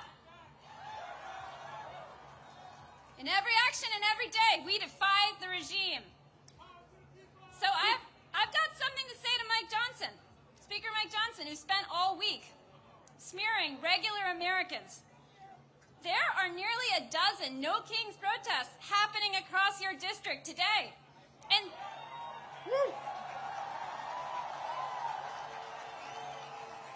since you've not been doing your job for over a month now, I bet you've got time to stop by. Leah Greenberg, everybody. My God. Look, Leah is my spouse. She's my partner. She's the co-executive director of Indivisible. She's the real strategic brains behind Indivisible. We are indebted to her for her strategic vision. I'm biased, but I think we all agree. Look, I'm just here to tell a story. And I think it's important for us to tell the story of these First Amendment rights that Leah is talking about. And this story I want to tell is about the first No Kings Day. Who here was at the first No Kings Day? Whoa, whoa, whoa, whoa, whoa. No, I don't think y'all were there. This was a quarter of a millennia ago. This was 250 years ago, 1775. They called it the Continental Congress. They didn't have the branding we did. But it was the first No Kings Day protest. What they did, they brought themselves together in opposition to this would-be monarchical ruler who was steamrolling the American public. He was occupying and invading American cities. He was terrorizing American communities. He was picking out his favorites and persecuting his political enemies. He didn't believe in democracy at all. Can you imagine? Can you imagine such a ruler over America? It was bleak. It was bleak. So what did our fellow Americans do? They put together a No Kings rally to give us a constitution. That's what they did. That's our history. Whose history? Whose history? Whose history? Look, this is a big experiment in self-government, a government of, by, and for the people. Nobody here is under the illusion that this was a perfect union. That's not what we created. This was a compromise of rich men, of white men, of slaveholding men. But this imperfect union that they put together, it also gave us some fundamental rights to make it more perfect. Who has been using those rights? The abolitionists, the suffragists, the heroes of the civil rights movement, the leaders at Stonewall, the leaders in the Dreamer movement, and all of us here. All of us here. Whose rights? Our rights. Whose rights? Ben Franklin, that lovely Benny, what did he say? Benny told us all, when asked what they had created, he said, a republic if you can keep it. Who's going to keep this? Who's keeping this republic? That's right. We love this country enough to demand more of it. You know who doesn't want us to make any demands? This regime. The tech fascists, the billionaire backers, they want us lazy and pliant and docile. They want us alone and afraid and powerless. Are we powerless? No. Are we alone? No. Damn right we're not. As I stand here today, Elon Musk, remember that guy? He's out of the White House. Jimmy Kimmel, back on air. And for the last week, this regime has been quaking in its jackboots at the thought of 200,000 people in D.C. outside the Capitol where Mike Johnson isn't working and hasn't been for the last month. You know what it turns out? You know what it turns out? It turns out that we're braver than the billionaires. Who's braver than the billionaires? Who's braver than the billionaires? This is my favorite part, folks. I get to name some names. Jeff Bezos, who took a respected pro-democracy institution that had the slogan of democracy dies in the darkness, and he turned the slogan into corruption, capitulation, cowardice, shame. Respected pro-democracy institution that had the slogan of democracy dies in the darkness, and he turned the slogan into corruption, capitulation, cowardice, shame. Y'all see this guy in the news, the head of Salesforce, who's welcoming troops into San Francisco? This guy is begging to give artificial intelligence to ICE to triple their size.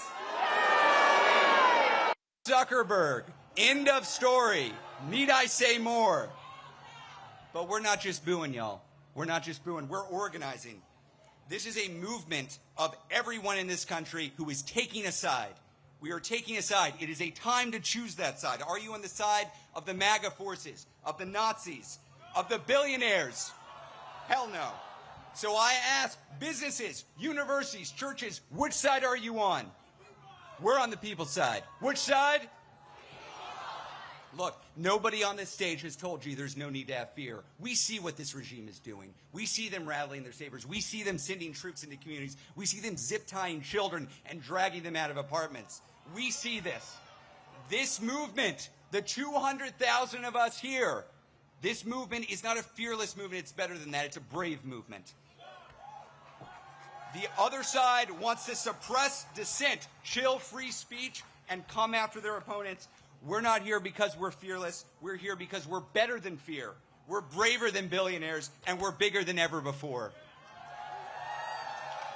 We're going to win this, y'all, because we believe, as all Americans believe, we don't do kings here. How many kings? How many kings? Now, we had a little bit of extra time in the program, and a guy in Vermont with some ideas about this wanted to come up. So let's have him out.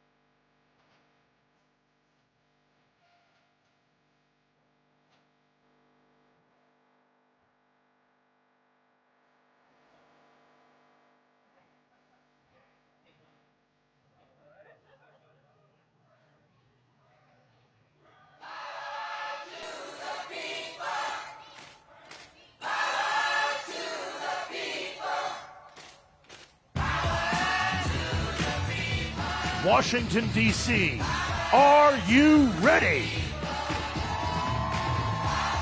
Here we go. Please welcome the senior senator from the great state of Vermont, the Honorable Bernie Sanders.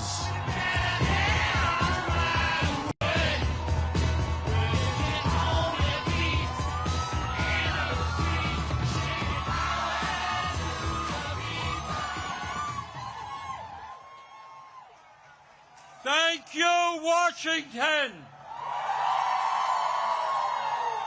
Thank you, Indivisible. Thank you to the millions of Americans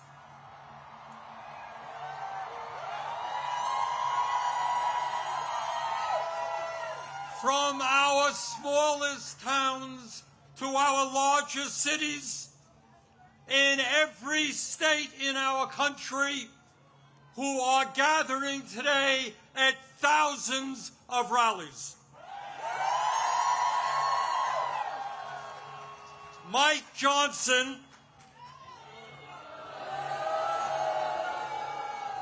the Republican Speaker of the House, called these rallies hate America events. Boy, does he have it wrong. Millions of Americans are coming out today not because they hate America. We're here because we love America.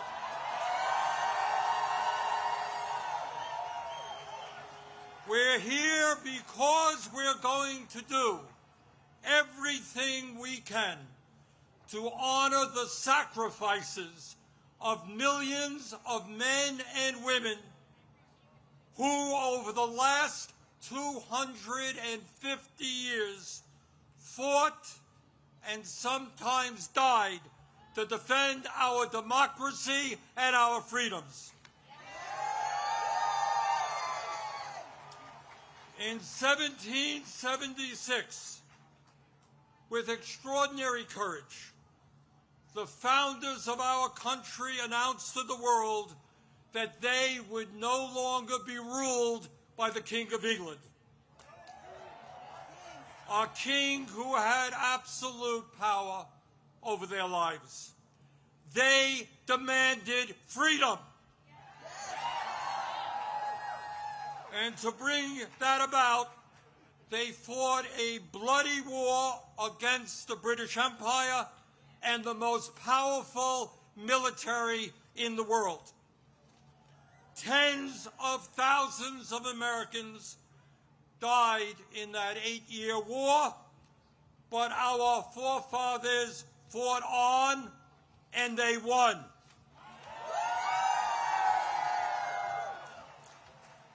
And in 1789, after winning that war, they did something extraordinary. They established the first democratic form of government in modern history. They said loudly and boldly to the entire world, no more kings. In America, they said, we the people will rule. And today,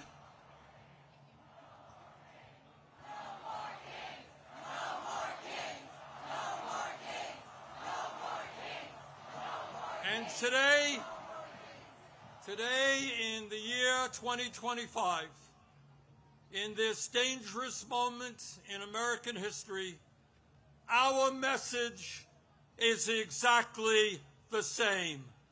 No, President Trump, we don't want you or any other king to rule us. Thank you very much, but we will maintain our democratic form of society. We will not move toward authoritarianism in America. We, the people, will rule.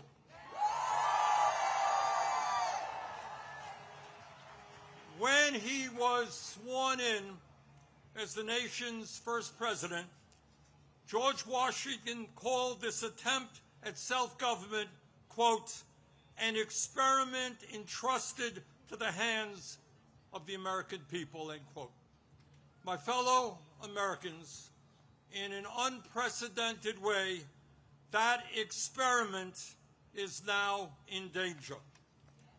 It is in danger when we have a president who wants more and more power in his own hands and in the hands of his fellow oligarchs. It is in danger when we have a president who claims that peaceful protests in Portland, Oregon, or Chicago, Illinois, is an insurrection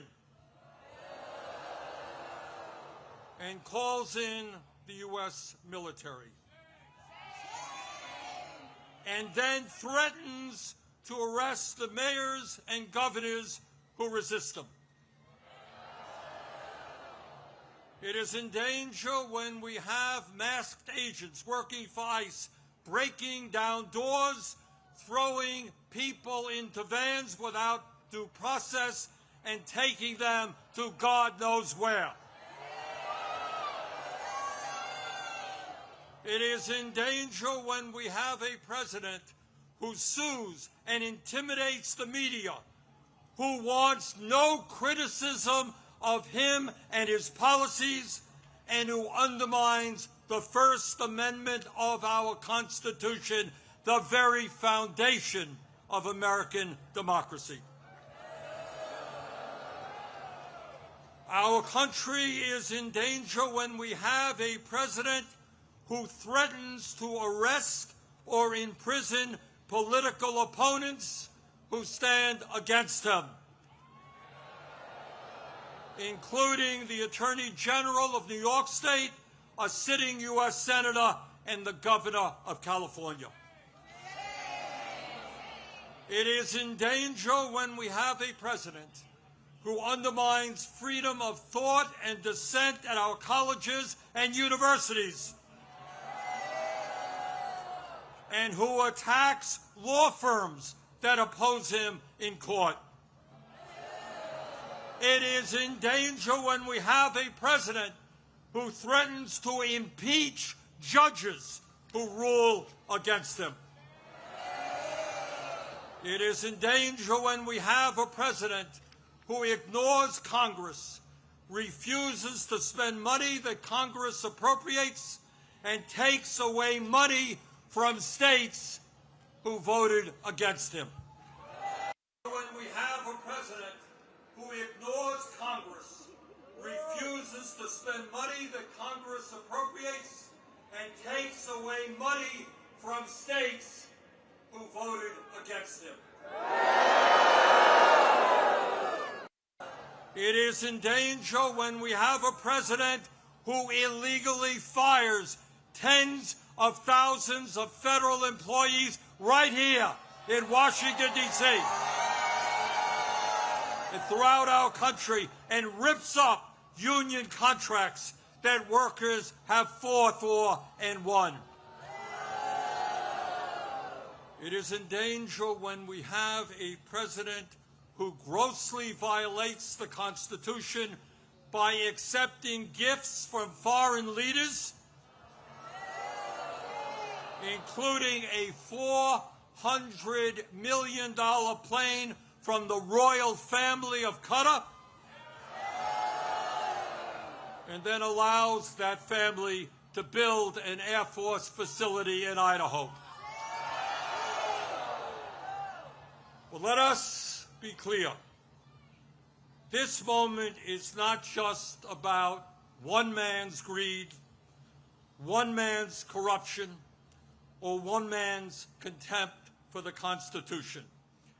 This is about a handful of the wealthiest people on earth who, in their insatiable greed, have hijacked our economy and our political system in order to enrich themselves at the expense of working families throughout this country.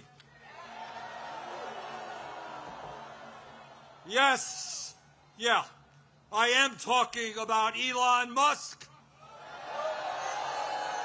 Jeff Bezos, Mark Zuckerberg, and the other multi-billionaires. who was sitting right behind Trump when he was inaugurated. Remember that? The very same billionaires who funded his campaign, who have bestowed gifts upon him, and who have seen huge increases in their wealth and power since Trump took office. Yes, I am talking about the insanity of one person, Mr. Musk, owning more wealth than the bottom 52% of American households. I'm talking about the incredible injustice of the top 1% in America now owning more wealth than the bottom 93%. I'm talking about the richest people in America becoming much, much richer, while 60% of our people live paycheck to paycheck, struggling every day to pay their rent and mortgages, pay for child care and education, pay for their health care and prescription drugs, afford decent quality food for their kids, and maybe, just maybe, put aside a few bucks for their retirements. I am talking about our nation, the richest country in the history of the world, having the highest rate of childhood and senior poverty of almost any major country on earth. I am talking about our great nation having 85 million Americans uninsured or underinsured, and 800,000 people who are homeless, including people a few blocks from here. All the while Mr. Musk is on his way to becoming a trillionaire. I am talking about the incredible danger of the richest people in this country pouring hundreds of billions of dollars into artificial intelligence and robotics, which in the next decade will decimate tens of millions of jobs for the American working class. I'm talking about a billionaire class who believe that they have the divine right to rule, and who not only want massive tax breaks for themselves, but who reject any form of accountability or checks on their power. My fellow Americans, we rejected the divine right of kings in the 1770s. We will not accept the divine right of oligarchs today.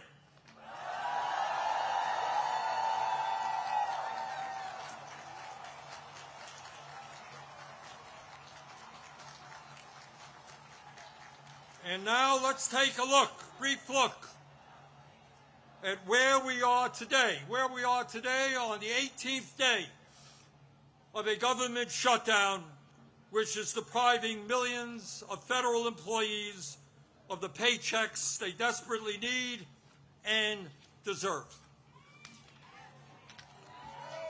Let me cut to the chase and tell you exactly what this shutdown is all about.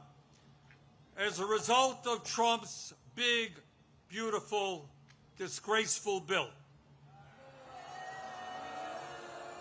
which made massive cuts to Medicaid and the Affordable Care Act, 15 million low-income and working-class Americans are going to lose the health care they desperately need to stay alive.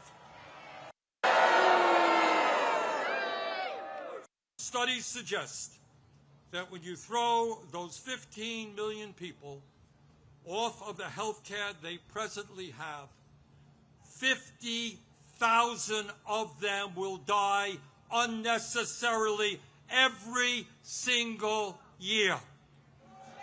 50,000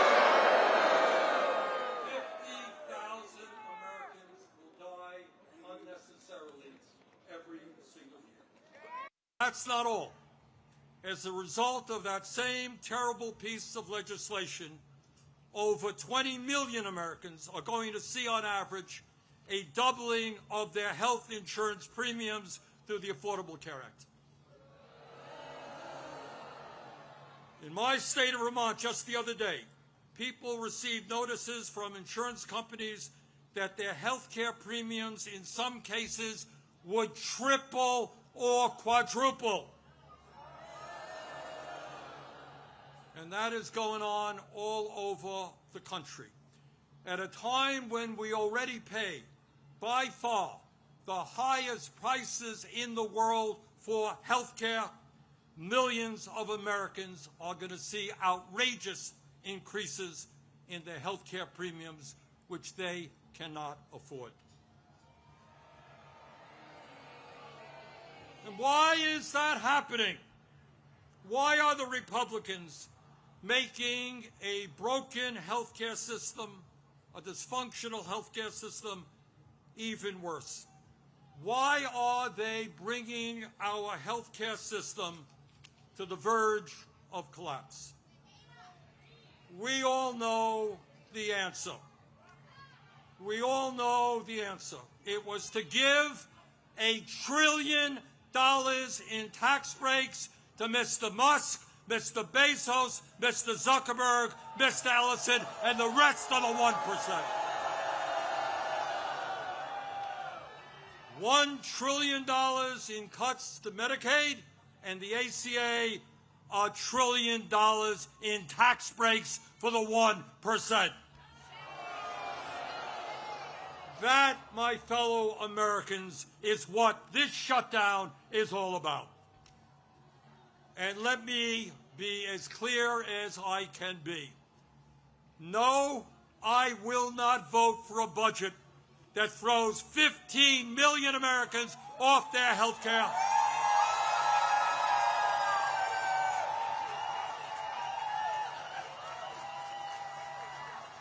No, I will not vote for a budget that doubles premiums for 20 million Americans. No, I will not vote for a budget that forces nursing homes, rural hospitals, community health centers to lay off staff and close their doors throughout this country. All to give huge tax breaks to the billionaire class.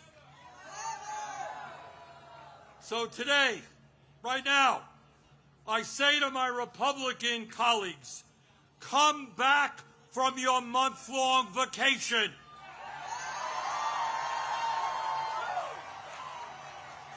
Start negotiating and do not allow the American healthcare system to be destroyed. End this shutdown.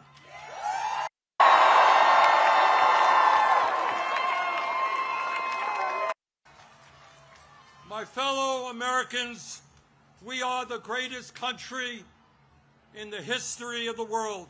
And when we stand together and don't allow demagogues to divide us up, there is nothing that we cannot accomplish. Yes, we can create a vibrant democracy by ending Citizens United and not allowing billionaires to buy elections.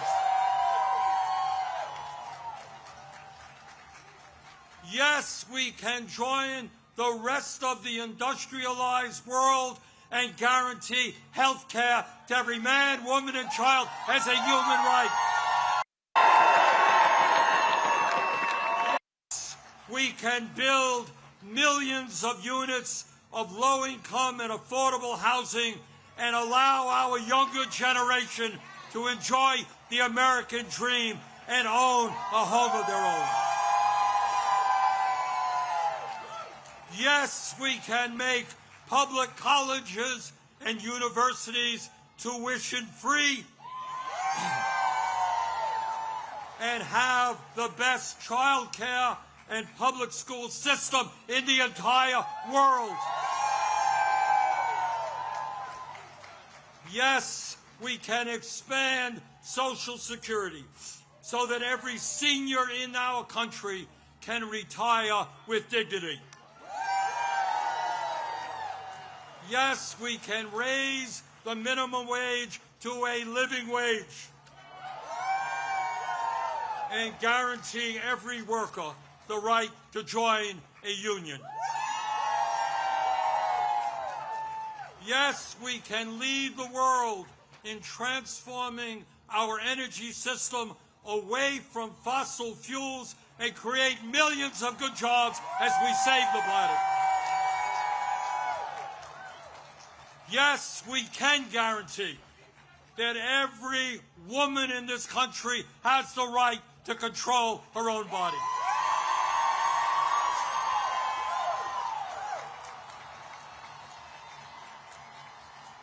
Yes, we can have a foreign policy that guarantees that never again will American taxpayer dollars be used to starve children in Gaza or any place else.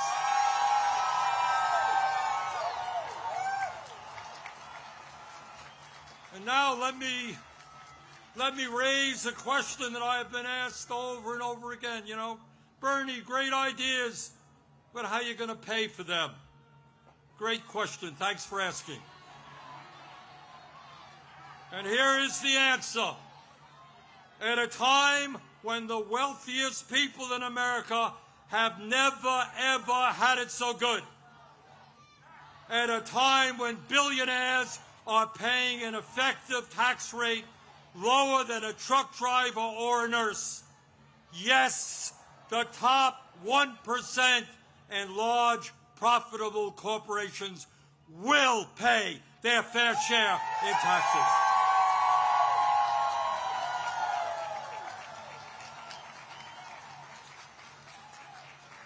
My fellow Americans, the establishment, including the corporate media and many of my colleagues in Congress, want you to believe that you are powerless. They want you to believe that you cannot change the status quo. But that is a lie. Throughout the history of our country, when Americans have stood up and fought for justice, they have prevailed.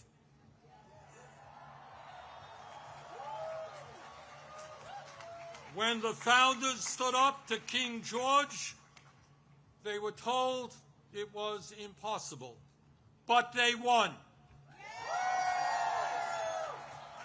When abolitionists fought to end slavery, they were told it was impossible, but they won. When workers organized to form unions and stood up to their bosses, they were told it was impossible, but they won. When women demanded the right to vote, they were told it was impossible, but they won. When black Americans fought to end segregation, they were told it was impossible, but they won. When the LGBT community stood up for their rights, they were told it was impossible, but they won. Brothers and sisters, they did it then, we can and will do it now. And how do I know that we will succeed? Take a look at this huge crowd right here in our nation's capital.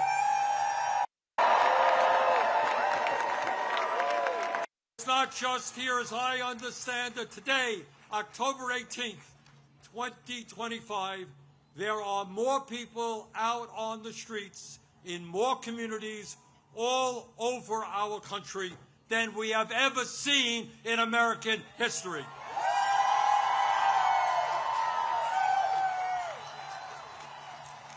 Brothers and sisters, this is not the end. This is just the beginning.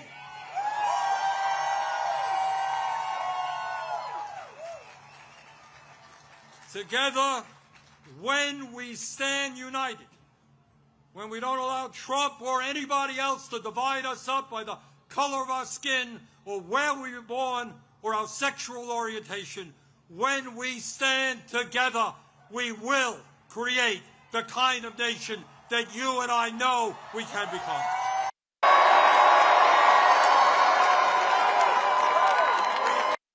And will create a nation devoted to freedom, justice, and democracy. Thank you all very much.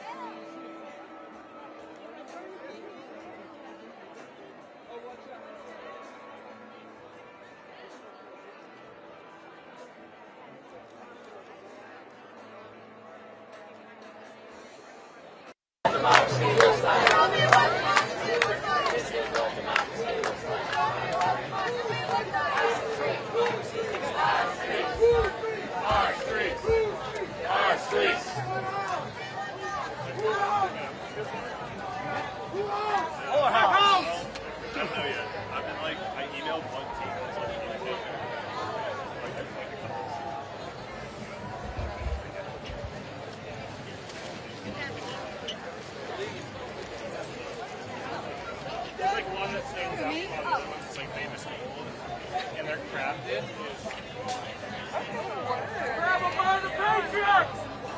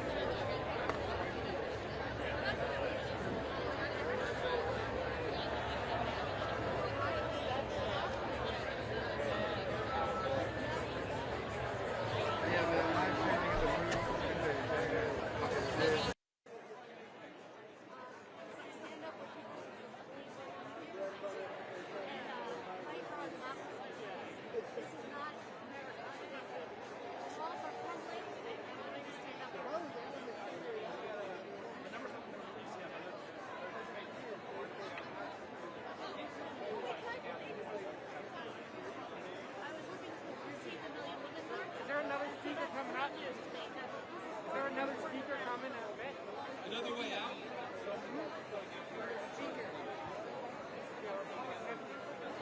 Is there another speaker? No. Sorry. Oh my God.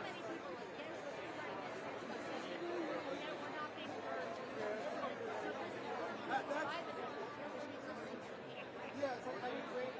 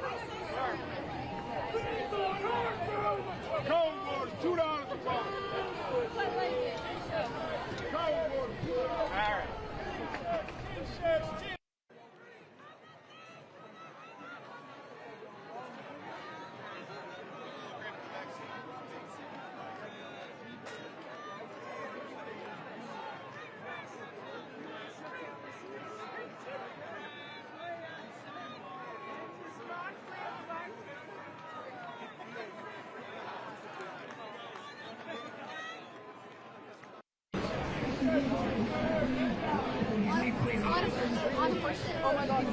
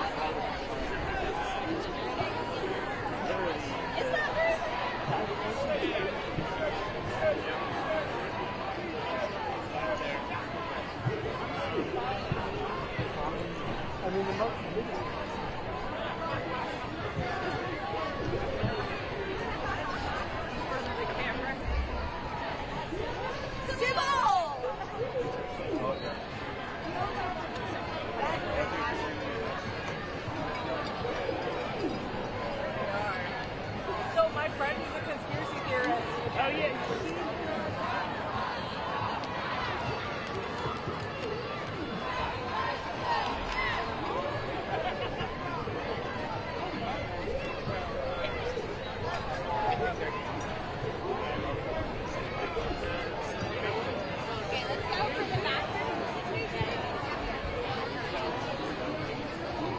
You know, it is time for a general election.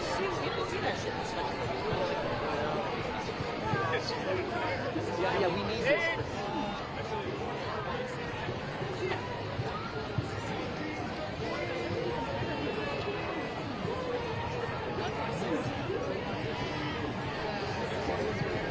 Oh, I hope not.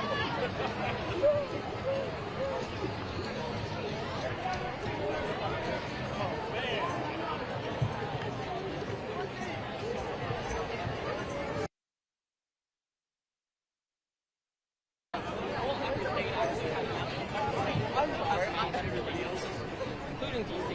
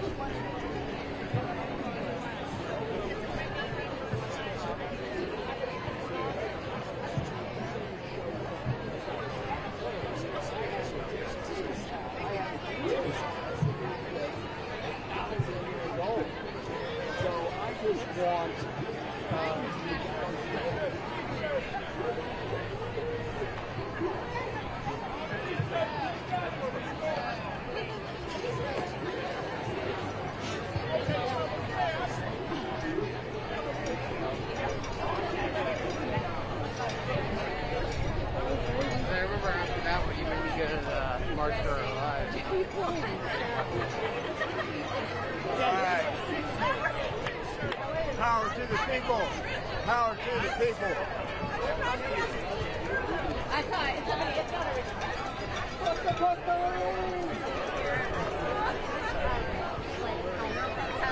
on the metro and they were like across from me and I like held up my sign. I understand that. They would bring it up. They would be so excited about fraud or whatever.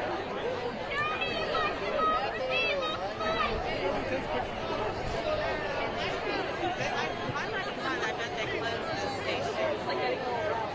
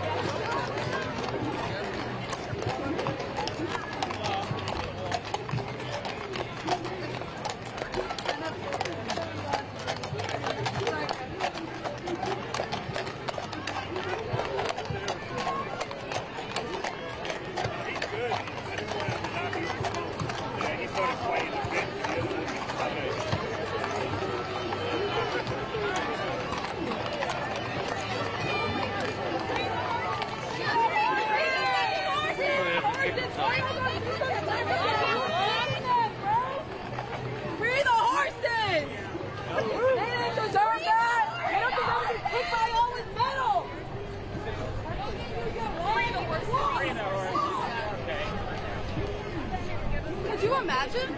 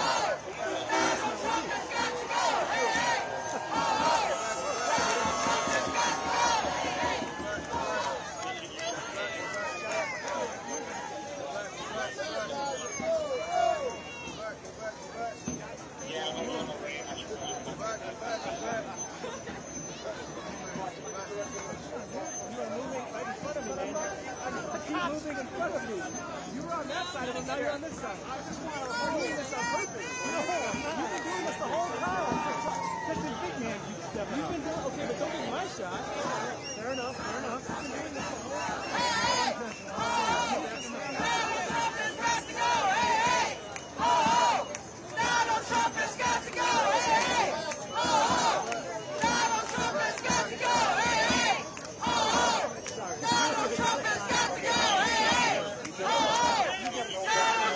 got to go!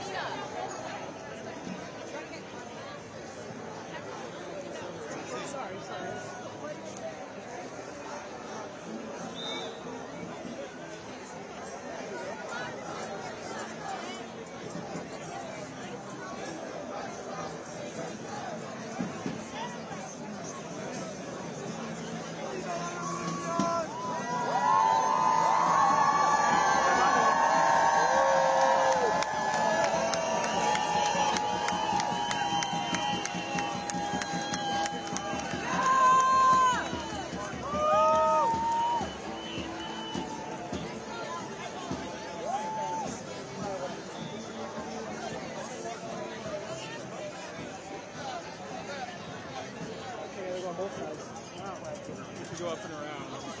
Oh, this is the side they don't care about. They're not protecting these people.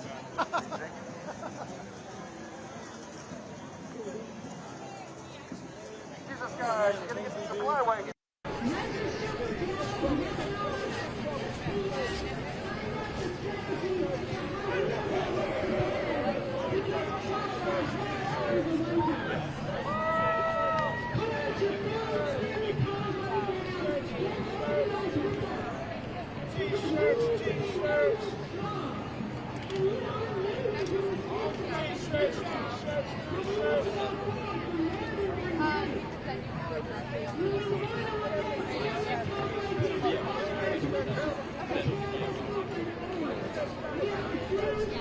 Yeah, I do.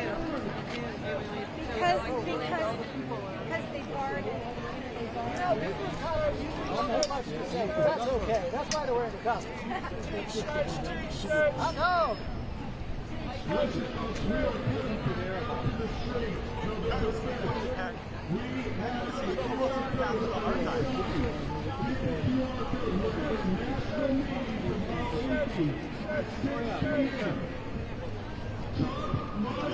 I got that. I got that with this camera. Good. You know, why it was a big. This is on the ground. Roll down. I did many once before. You ever work at the White House?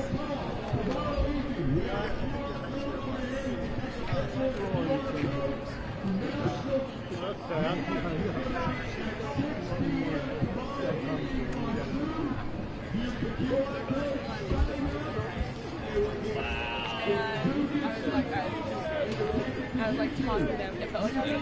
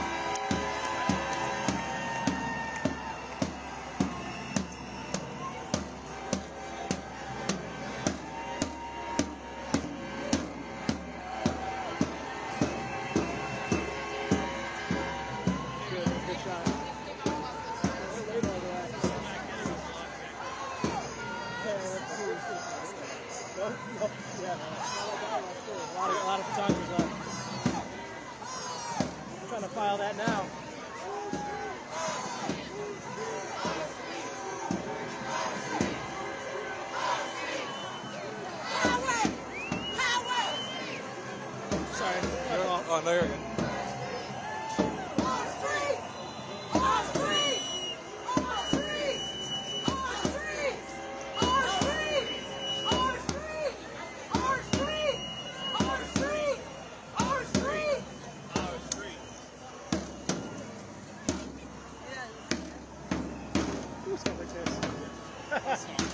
Oh yeah.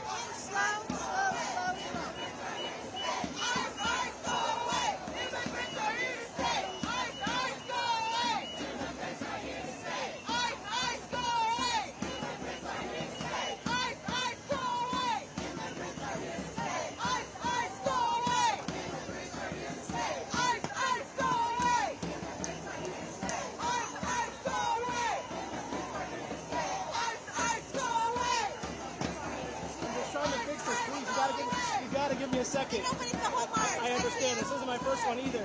I know. I promise I'm not going to ruin anything. You just got to bear with us. It's a lot of equipment I'm operating. Thank you. We would have been okay. No, I had a few seconds there. I timed it.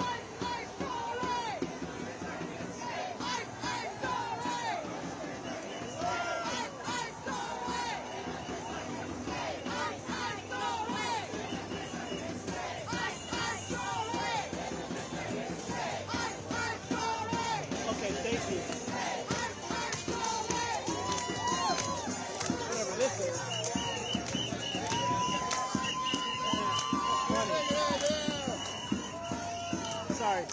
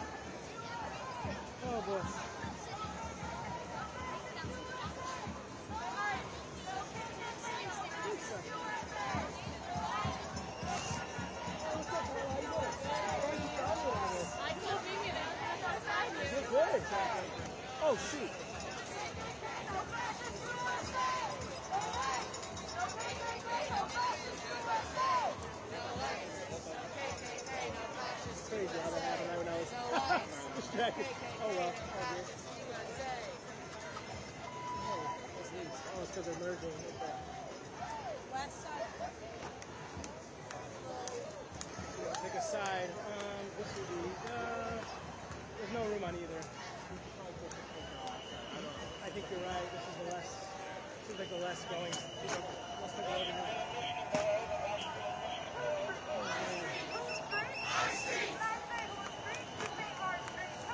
Our streets! Our streets! Our streets! Our streets!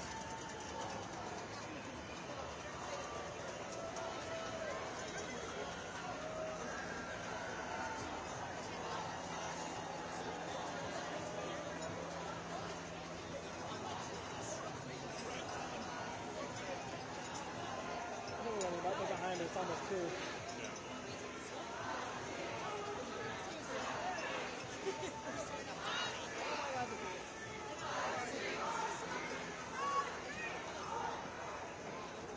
That was a good shot. That might work for Lisa.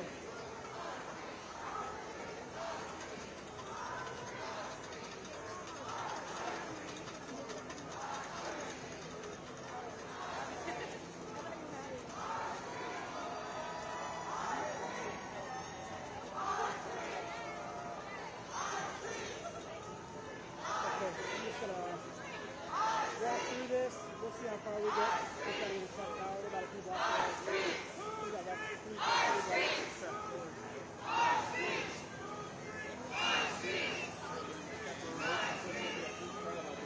Oh yeah.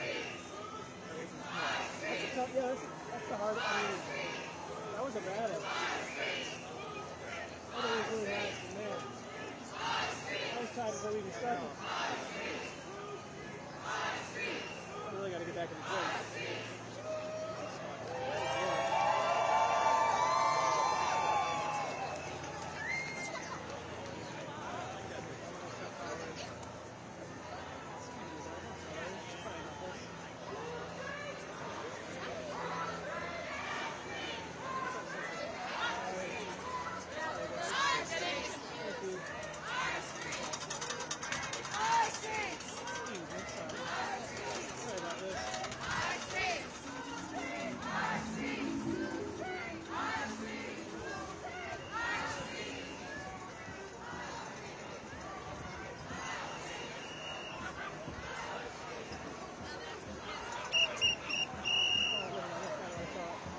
It is cool though. What's up, man?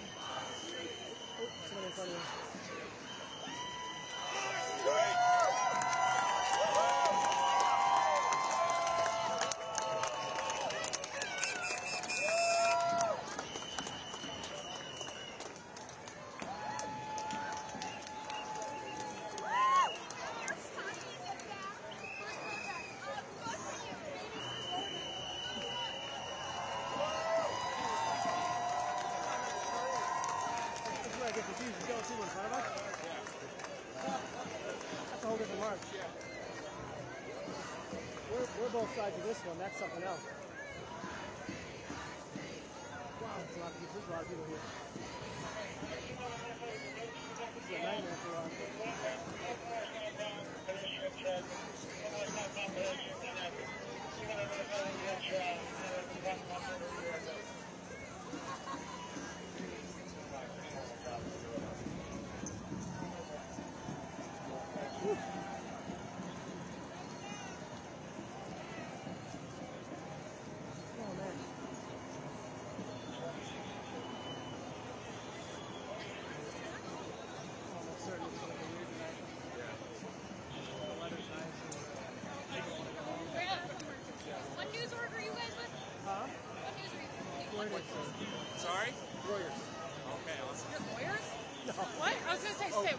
for? I was going to say, if your lawyers stick with us, we're roasting the police. We're just waiting for CBS and ABC to let them know. Oh, jeez, the Chicago police? Parent company is a shill I don't get for this it. administration.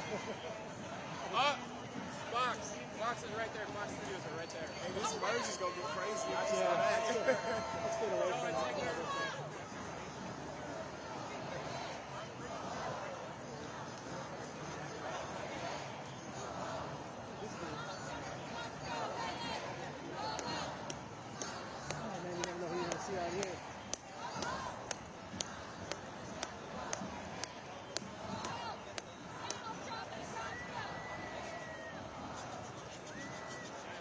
Okay, I think we can take like 5 seconds.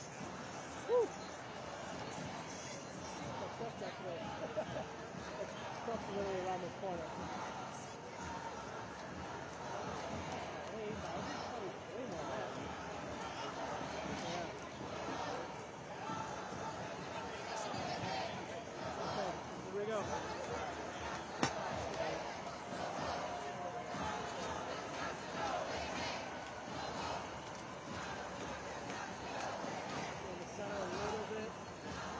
Good right here, as long as I'm in front of the light here. I like this one better, it's less, seems less dramatic.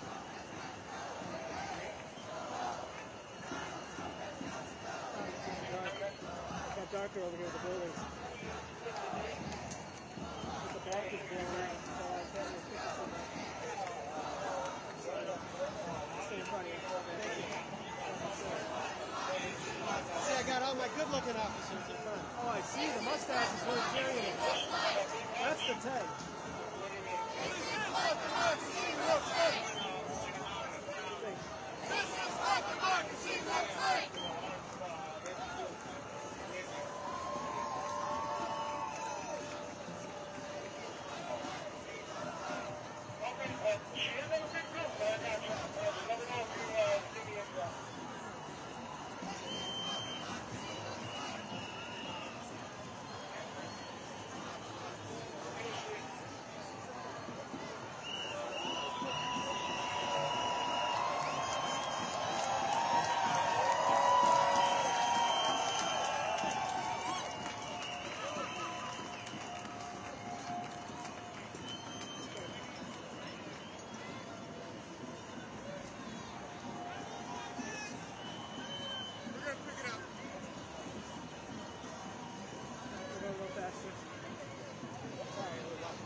Director, what he says goes, man. I'm not gonna try to see. I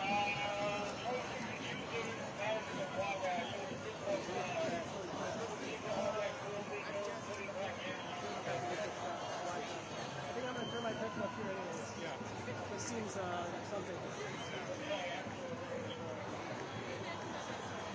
It seems like some people have been outside the Trump Tower already, if I had to guess. Oh man, my legs. Whew.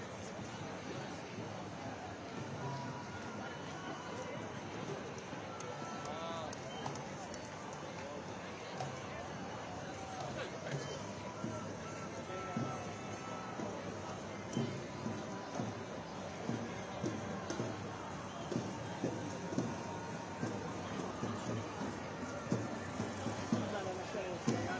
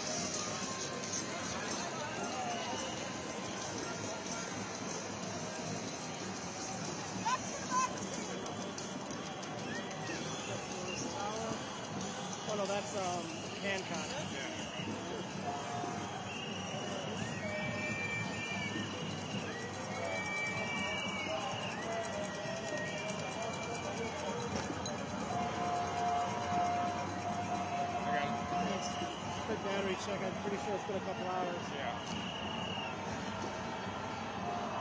40%. Wow. That's a lot. This thing's impressing me. All right, here we go.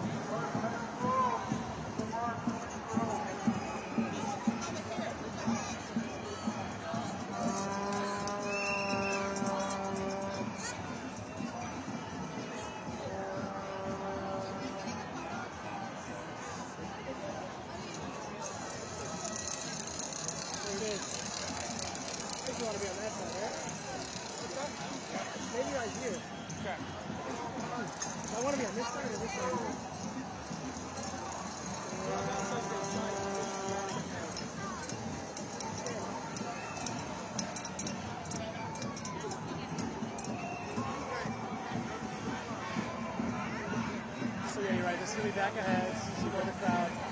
Yeah, up a little bit more and more sideways stop.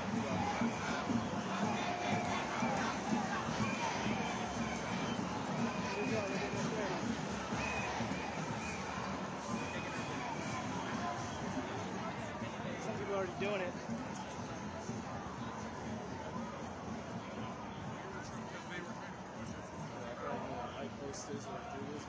Yeah, I think you're right. It's a good spot. I'll just stay there and hang out. Yeah. Oh, man.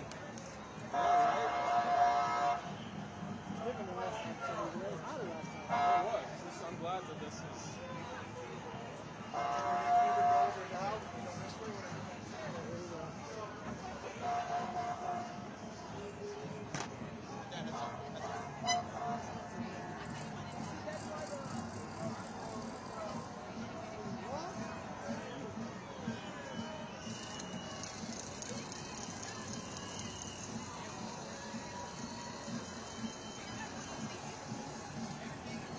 How low do I need to go? Yep, like that, maybe lower. It's as low as I can do it. Alright, yep, they're coming in our lane. Okay, cool.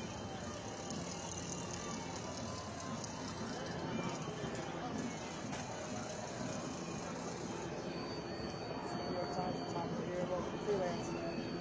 Stop. What's up, man?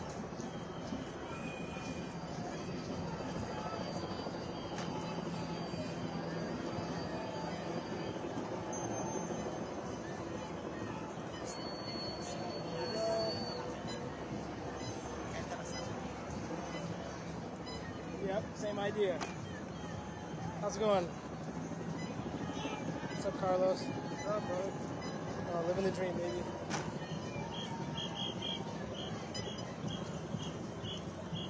Yeah, I gotta push this.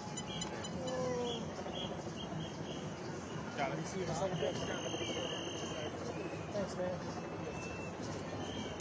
They're right behind you.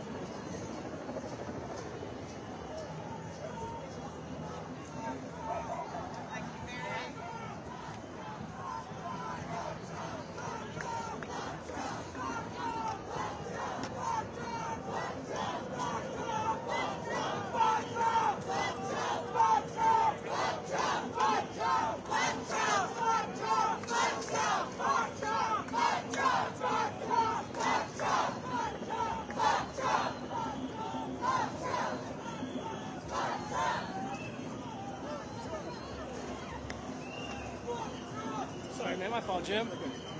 My fault.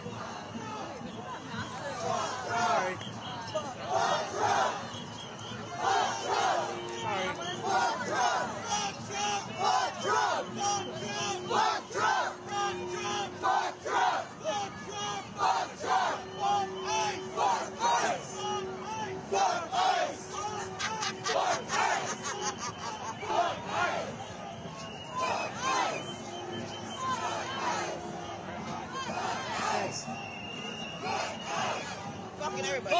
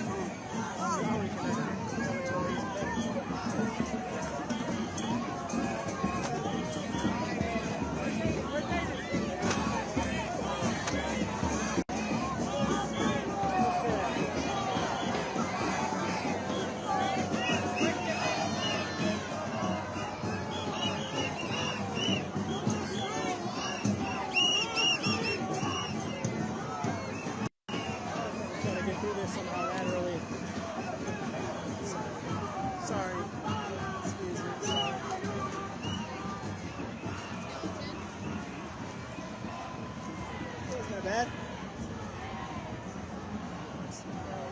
Oh, thank you.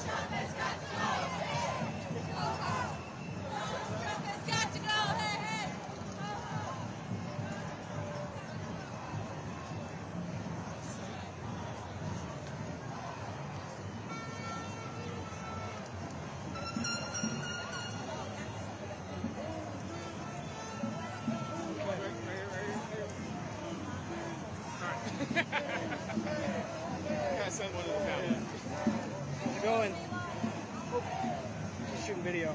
Oh, wow.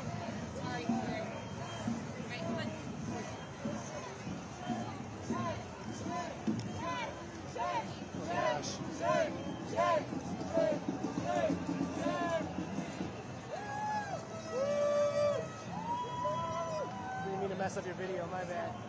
Doing both. Alright, New York Times today? Yeah, I just got this standing up. You met Jim, right? Jim Urquhart? Jim Urquhart. Yes. So we met, I think, at last one. He was here for the last one. Yeah. Oh, I was on pole patrol that day. Never mind. Oh, right, Great Field. Yeah. Okay. Alright, like, a lot of it. Oh, yeah. Have you seen...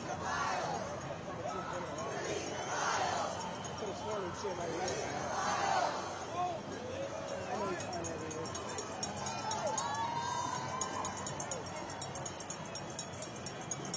Release the crackers! I know he won. Right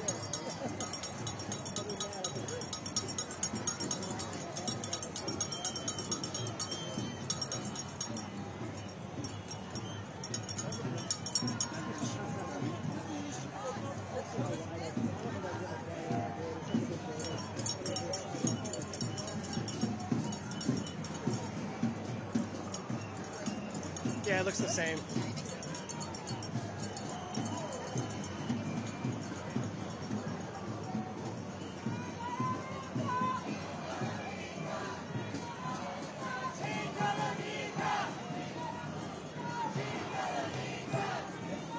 Woo! Great crowd, man. Thank God there's somebody we have a lot of opportunities.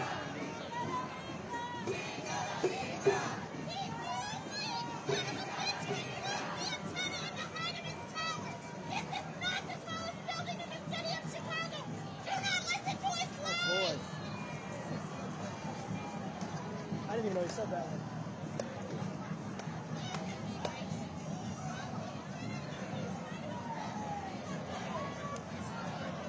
Let's go. Oh, this isn't gonna work. Oh, well.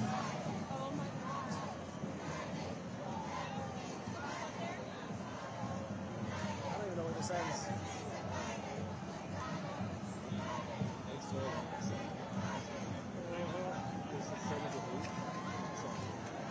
Yeah.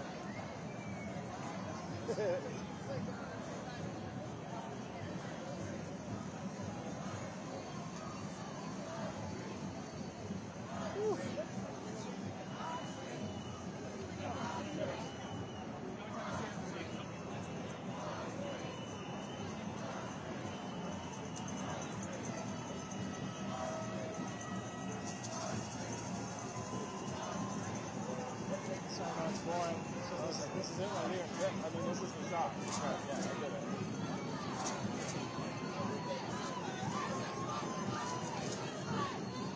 I think I'm not. I'm gonna give up on trying to. There's no catching up. Oh wow, she's running. Alive, she is. I think after this we can do this. Just chill and just allow her to keep it steady.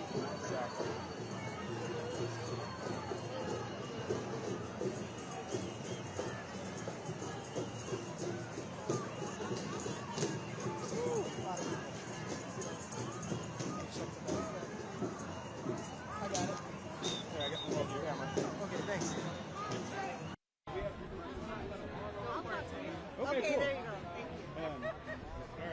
Starting out, could you tell me your first last name and how to spell it? Can I tell you my first name and how to spell it? Sure. Maybe a last initial? I'll give you. So my first name's Janelle, Janel. And the initial of my last name is M, like Mary. Got it. And Janelle, where are you from? Seattle. Cool. And can I use your age? No. Okay. Can you tell me a little bit about why you're out here today?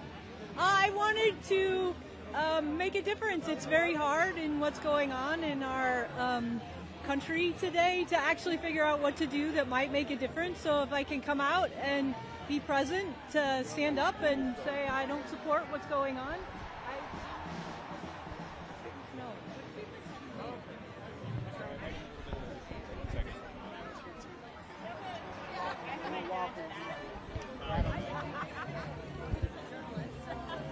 I don't like to give a lot of information about myself. Stand by 1 second. Yeah. And thank you for being here with Reuters. Yeah, I'm here with Reuters. All right, well, thank you for being here. Okay. And so, did you come to the previously? In 2017, yes, I was at the Women's March. And then did you also come to the No Kings March? Yes, I did come to the No Kings March. Is there any difference now in your mind than then? Like, how are you feeling? Yeah, we're no longer living in a democracy. Could you elaborate? I don't feel like I live in a country that supports, at least from the top, I think the people support democracy, but I don't think our government supports democracy, free speech, human rights, birthright citizenship, our ability to gather and peacefully share our dissent. And what are you hoping for after today? No Kings March happening all around the country. What are you hoping for? Well, I hope we continue to gather as dissenters in our country and continue to speak out for what we believe in and how we want our country to exist. Thank you so much for your time. Yeah, good luck.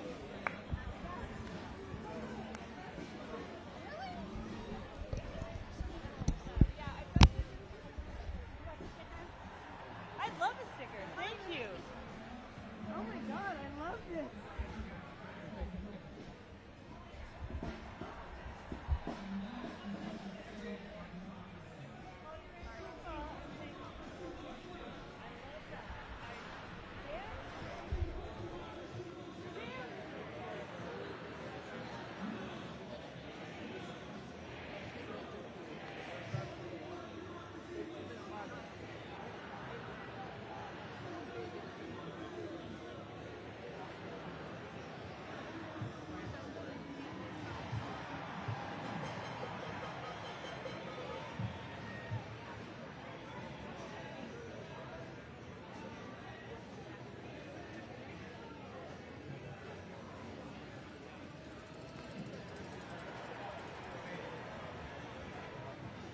Came downtown and you had no idea this was happening. Oh God, I've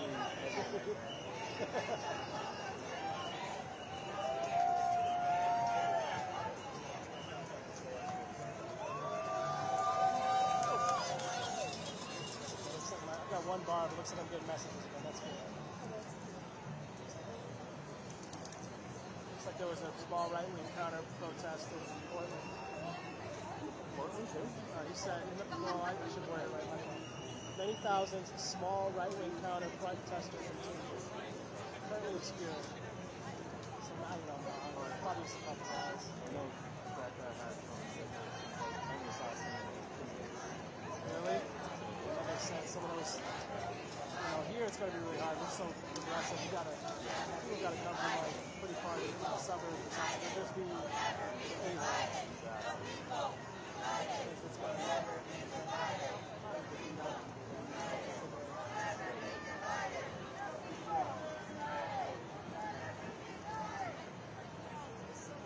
we have a couple, like I said, at Broadway every time, but the cops are right there, so I think they know that there's only so far this can go. I kind of got protection because they're not going to put in front of them. There's not enough here. I don't even need a copy of this anymore.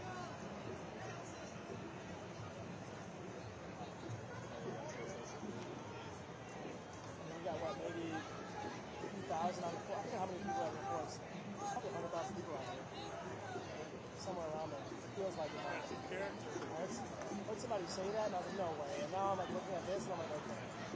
This hasn't ended yet.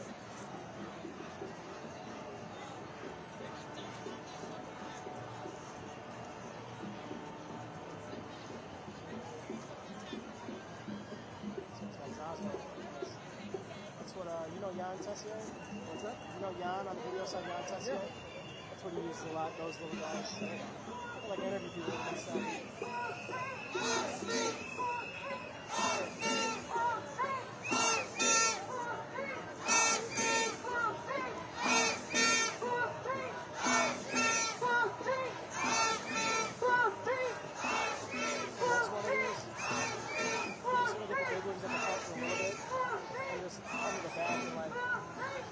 This exactly like the front. We're good. And I don't have to deal with the whole, cops and, barrier and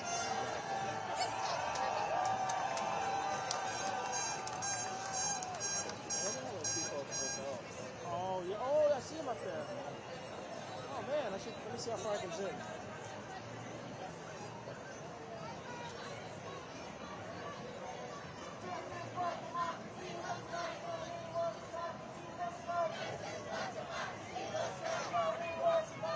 Seems like they're enjoying the show. A couple of them have suits on. It must be like an event or something. Or maybe they work there.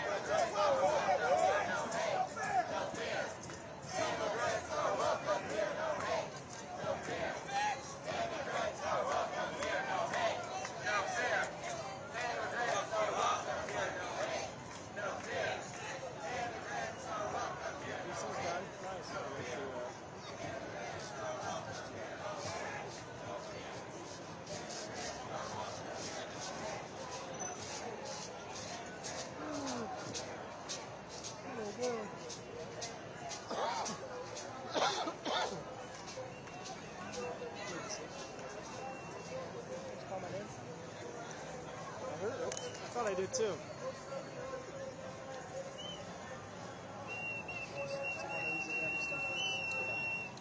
Oh, I'm good. Thank you.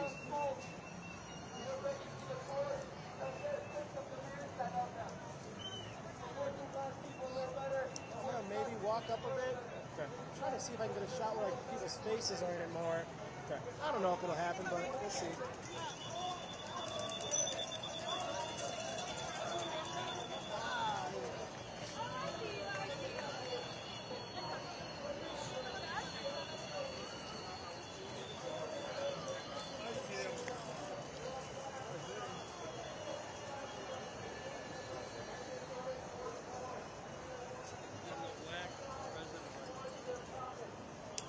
Oh yeah, we can do it. There we go. Like something like this.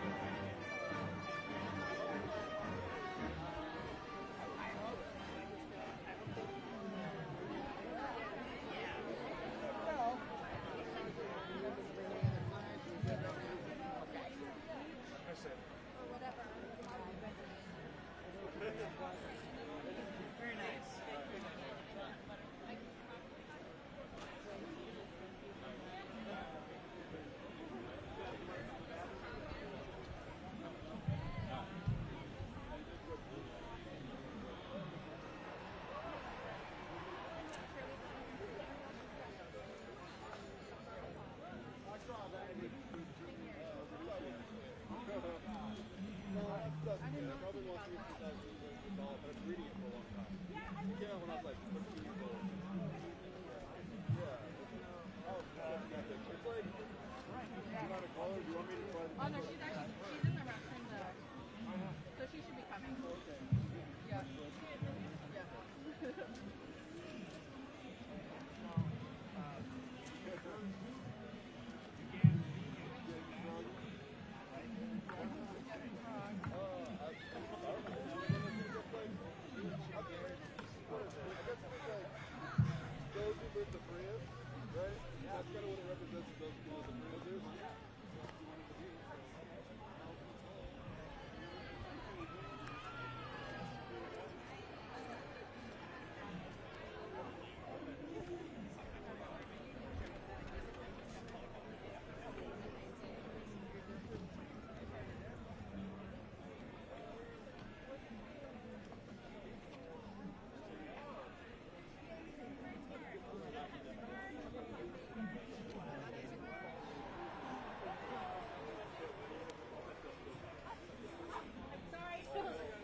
Have a good march.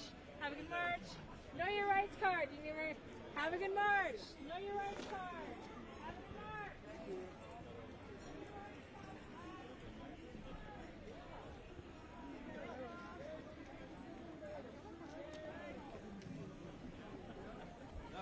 No, they said. Right. Know your rights.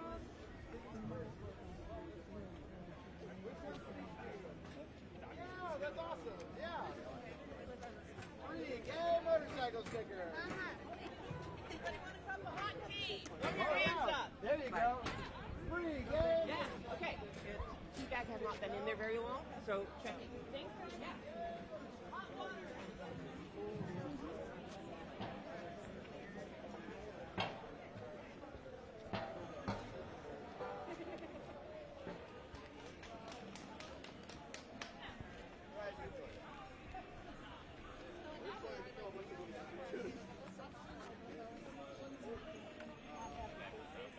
It's fun to walk around anyway.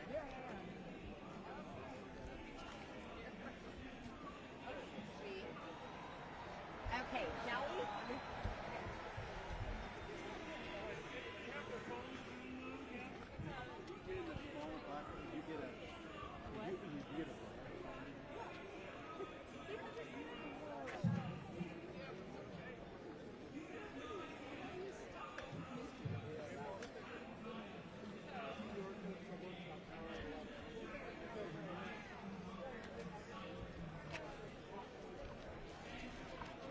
I'm not going to be on there unless it's a live shot, so yeah. Oh yeah.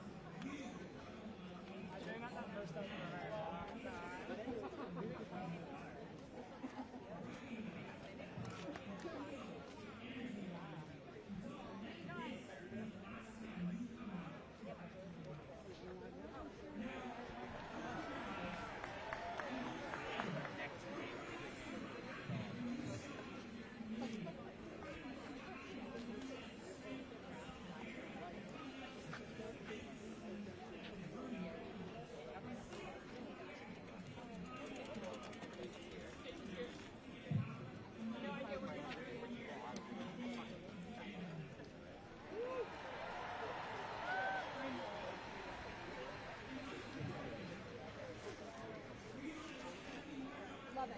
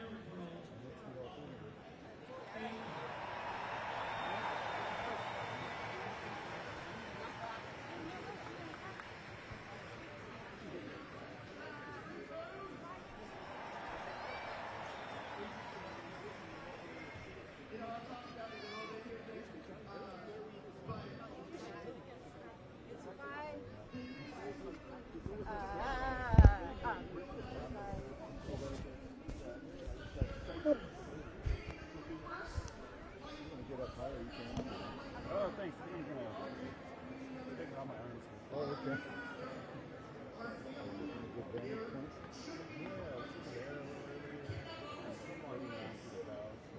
It's actually a live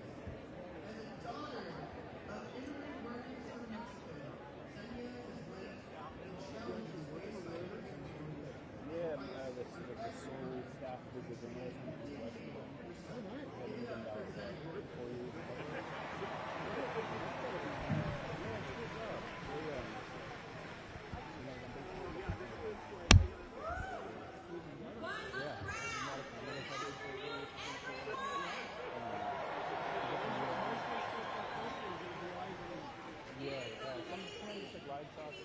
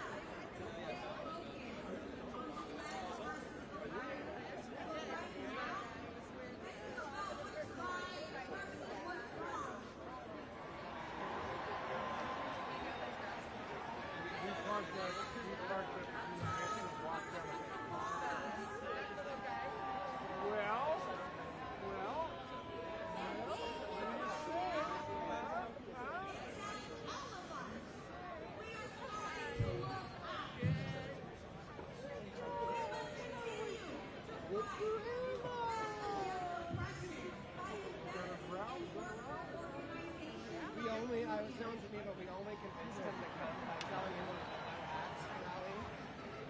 Here, hold this.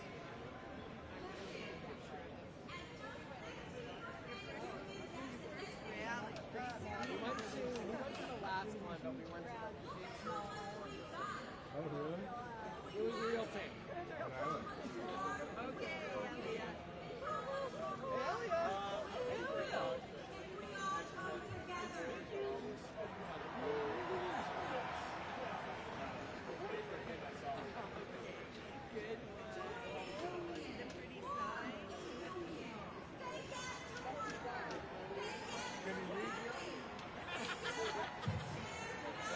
He's gonna hate that this year. Oh, this ACL use.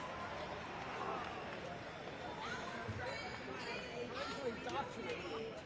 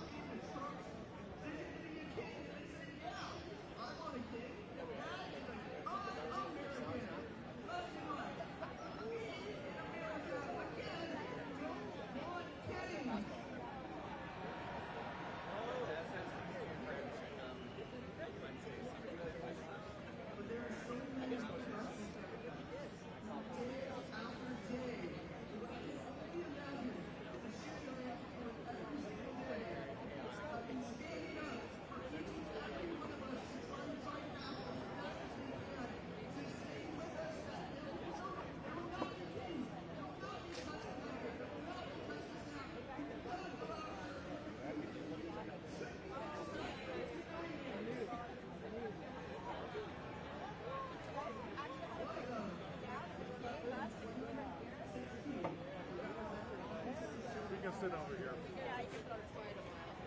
You must have been here pretty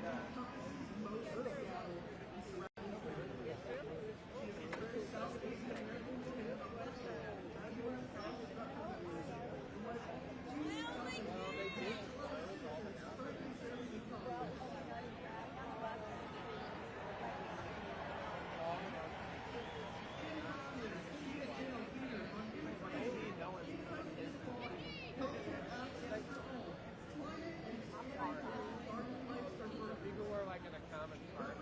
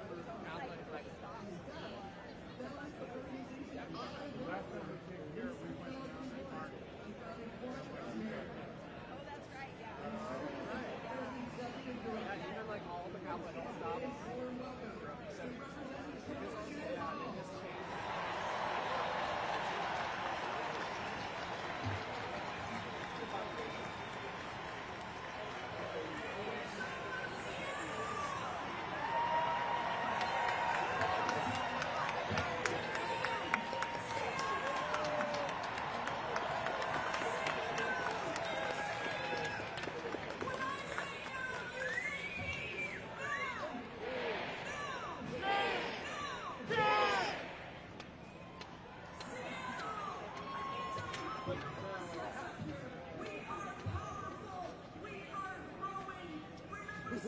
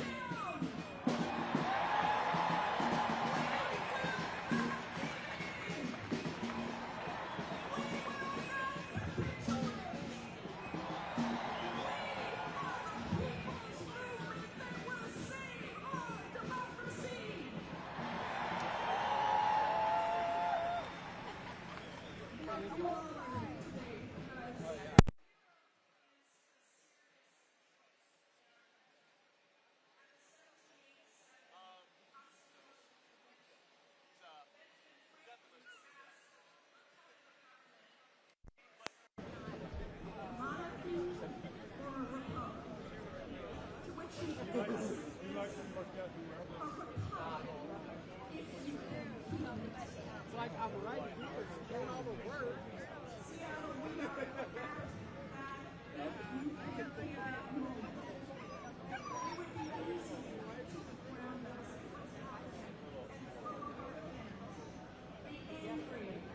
I'll go look for it. Blame someone else or just disengage because there's too much hate and corruption, cruelty, and violence. We see it around us every day. I know you do. Led from the top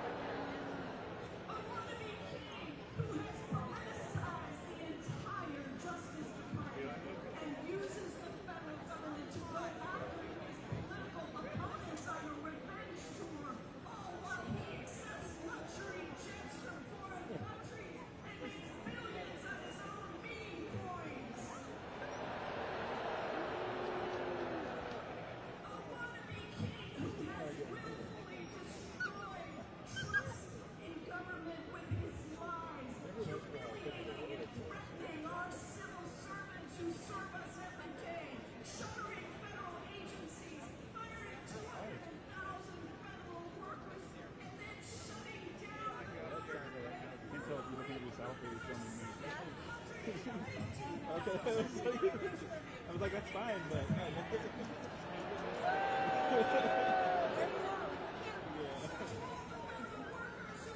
filming the filmer. I get it. It happens. Yeah.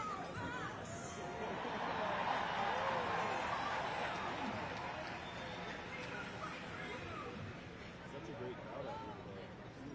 None of these things are Live shot right now, just a bit. as written in Project 2025, and enacted right by a This is the attempt to destroy our republic, designed to take over control of our government so that it answers only to the king and not to us, the people. To divide us so that he can take our power and turn it into his power and reward the billionaires, the giant corporations, those who bend the knee with trillions of dollars of tax breaks and pardons to violent insurrectionists, sex predators, and corporate thieves.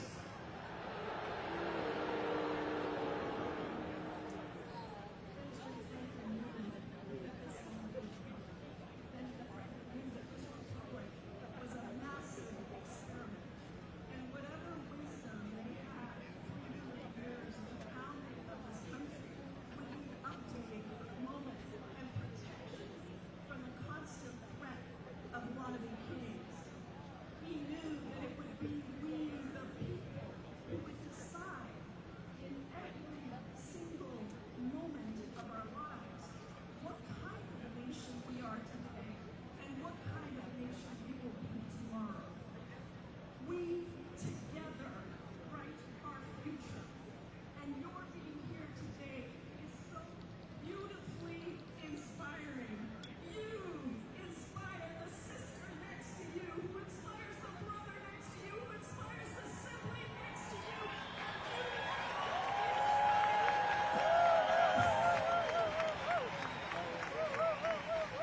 This is what a people's movement looks like. This is what keeping our republic looks like. In the violence of this moment, we are called to bring love. In the cowardice of the bully, we are called to bring the strength of the people. In the shadow of fear, we are called to bring compassion and support to those most vulnerable.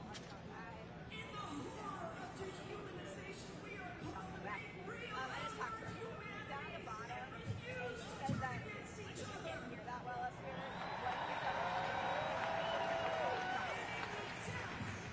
In the depths of our lives, we are called to shout from every rooftop these self-evident truths.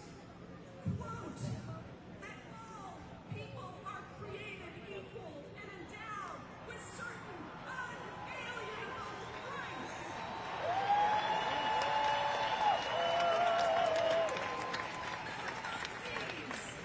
Among these are life, liberty, and the pursuit of happiness. Governments derive their powers from the consent of the governed. Whenever any form of government becomes destructive of these ends, it is the right of the people to alter or abolish it and institute new government to effect the safety and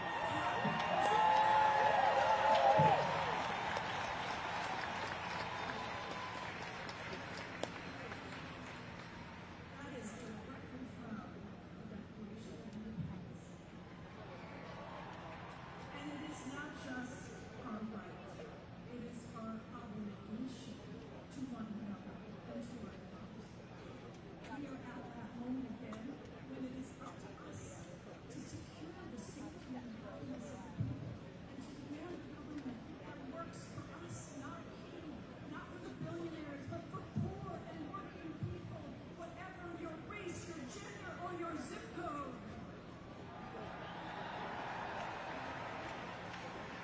Where people are not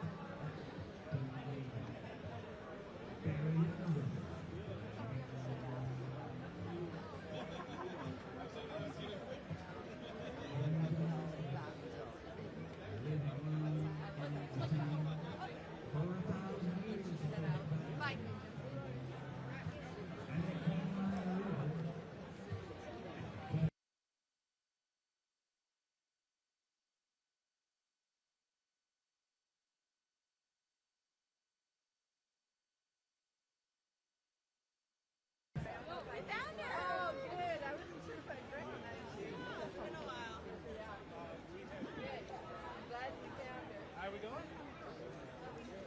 Okay, now I'm hoping to find my mom. Okay. She can join us. Are you going to wear it now? Did you get lots to eat? Got a full family? Yeah. Now you're a happy boy. Diaper. Woo!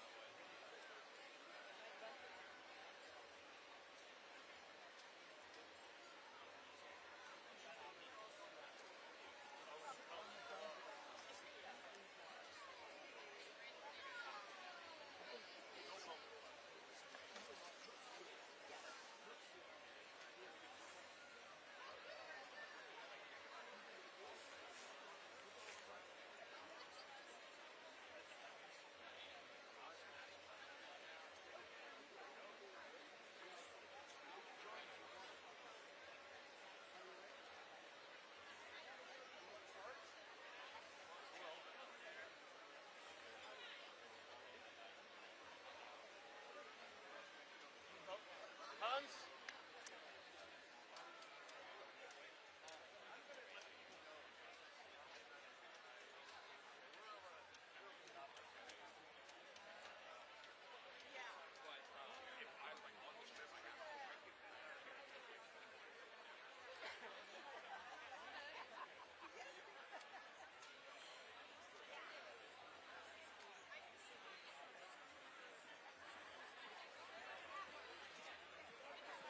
Right behind you.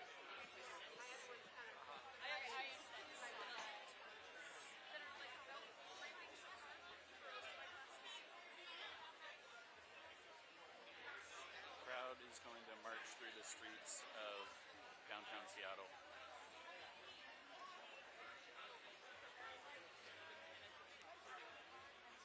Sorry.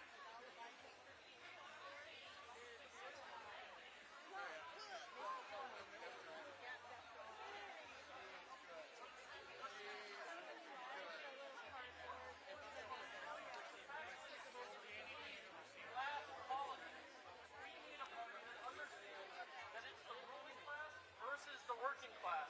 There are no good billionaires, there are no bad billionaires. They are all the ruling class. They benefit when your wages go lower. They benefit when your Everybody all knows the same shit. You see it on the Daily Show. You came here to fight capitalism, and you need to get organized because this is just the first step. There are many more steps on the road to beating capitalism. Get organized. Yeah, exactly. We have our national center.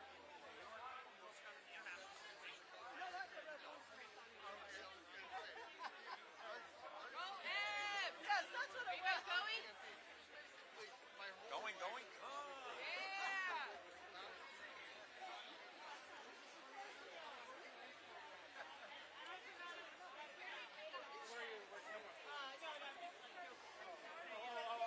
You shipped it in the hour. I'm sorry.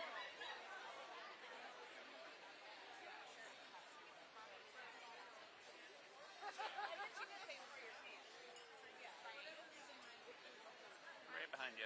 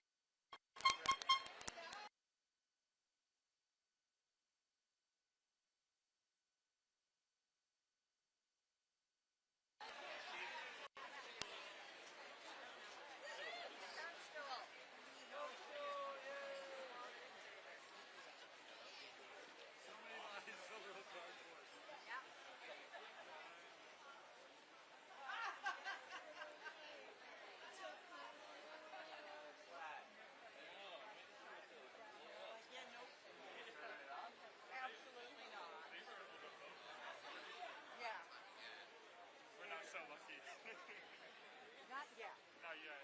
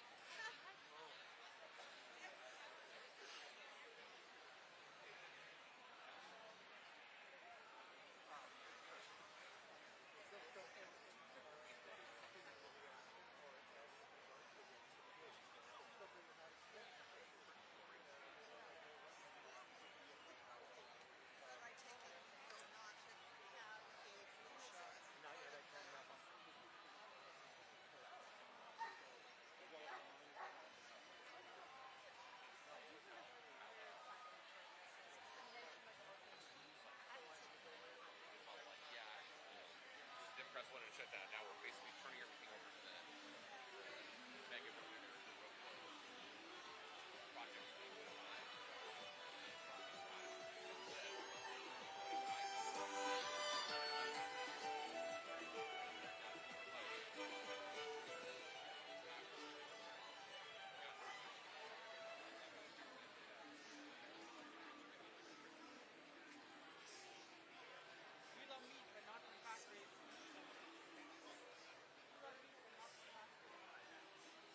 Is the march going to start over here? Do you know if the march starts over here?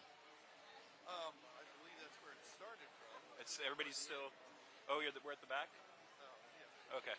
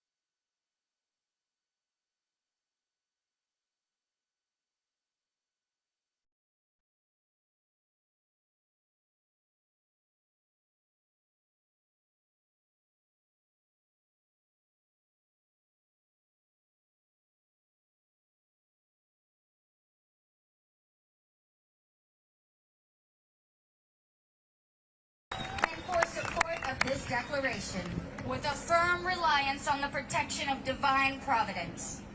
We mutually pledge to each other our lives, our fortunes, and our sacred honor.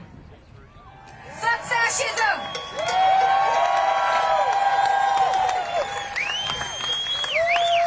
Say it with me. In America, we have no kings. We have no kings. Next, we have to talk to us about immigration, Sylvia Revelis and Kate Lincoln Goldfinch.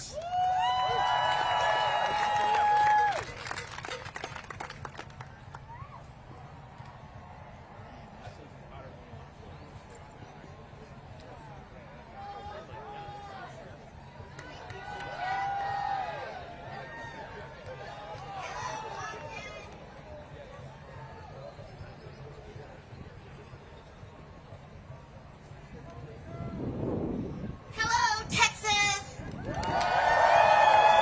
Hola, Austin! Hola, Tejanos!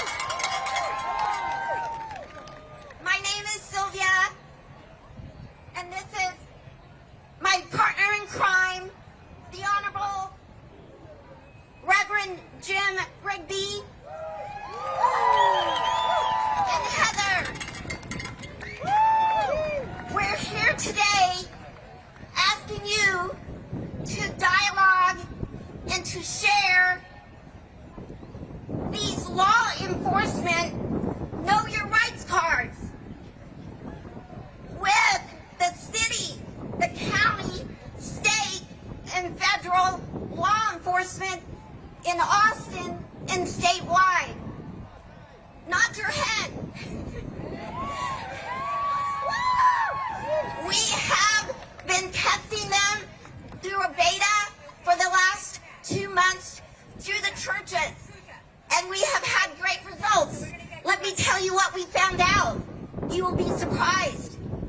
They have been well received by APD. When I tested at an event, by the time I went around to the other side of El Grito, I was shocked to find out that APD officers had shared these Know Your Right cards with other officers. They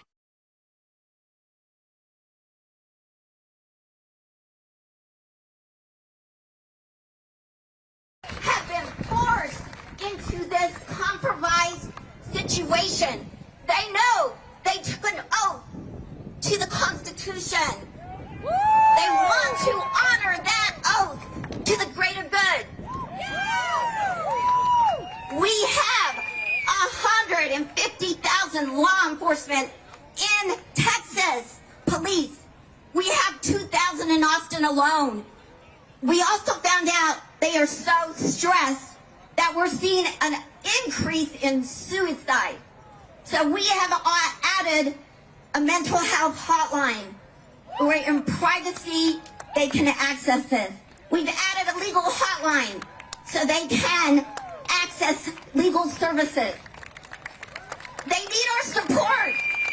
We are 31 million strong in Texas. We have a common cause. We have amazing leadership in Austin with Lisa Davis. She stood up to Greg Abbott.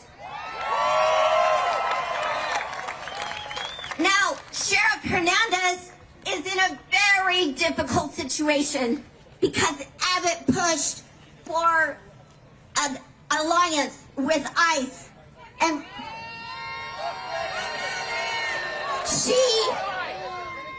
our 1,200 county law enforcement sheriffs will need our support. Lastly, we have great leadership with our Texas Air and Military Texas National Guard. We know they are waiting at Camp Mayberry, and because of their great leadership, they stood up to Greg Abbott, and they said it is not their role to be here today.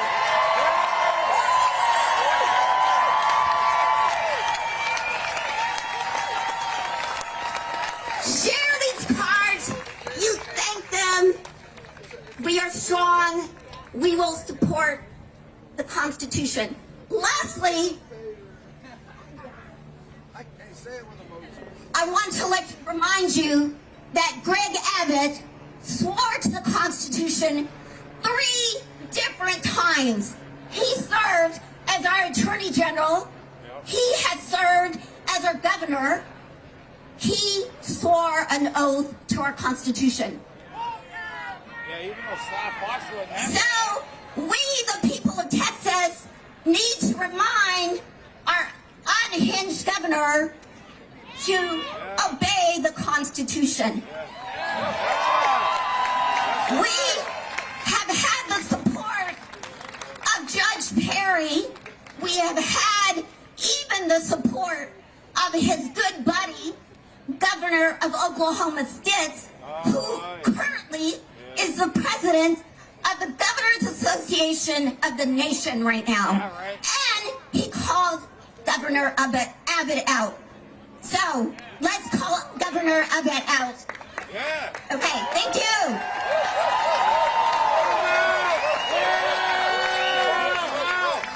Buenas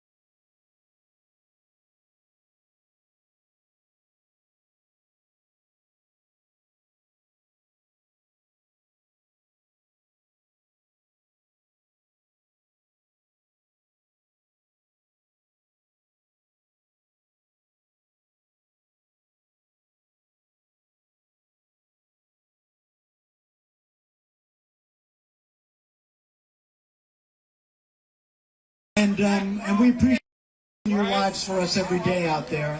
And I think, wow, you know, some law enforcement person, all of a sudden they're going to realize their dad or their grandma's health insurance is going to disappear. And it won't. So anyway, I want to bring on Fox Red Sky. She's one of our singers, Fox Red Sky. And James. And Fox is an Apache. And James, what are you, James? Too many to count. Too many to count, he says. All right, so we're going to do a Native American prayer for you. Fox is going to do it. So if we can all pray to whatever creator or higher power you have, and if you don't have one, however you feel. Go ahead, Fox.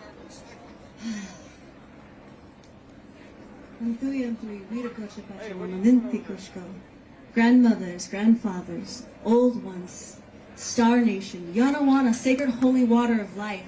It is your daughter, Fox Owl, she who walks forward in life. I want to thank you so much for gathering all of these hearts and these souls and these minds, Spirit, because it is only through our unity, it is only through our love for the justice and peace that we can then create ripples of change. Oh, Holy Spirit, we are not here just for ourselves. We're here for the next 7 generations and for that water and that clean air that those babies need, those ones that haven't been born yet. I want to thank you, Holy Spirit, for the courage that these people have, that somehow, some way, you put that thought in their heart. Somehow, some way, you told them to come here, right now. I want to thank you, Spirit. I want to thank you, God, for all the things you do, all the blessings. And I want to also say a prayer of protection, that all of these people are protected by you, Creator. That all of these people are going to sing that truth, because the mind lies, but the heart never lies. In accordance with all your divine laws. Oh, thank you.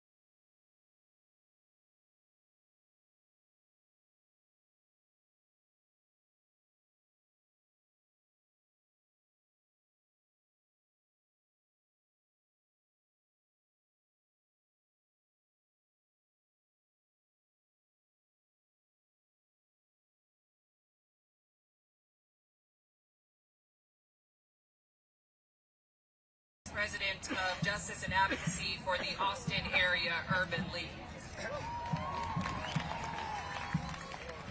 I am a black woman.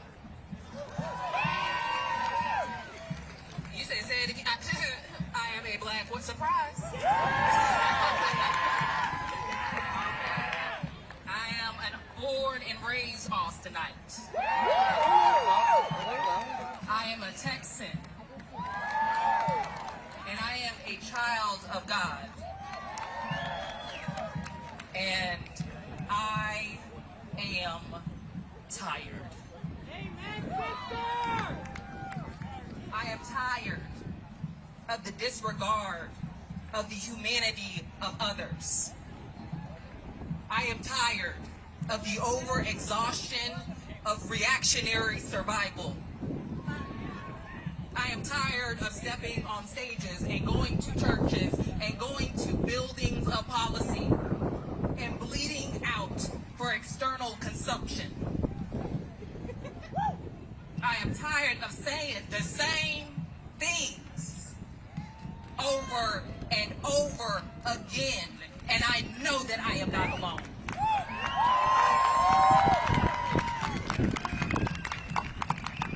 Because you feel it too. And because you feel it, know that you are not alone. No matter what the autocrats and the pretend kings would have you think, you are not alone. We have each other.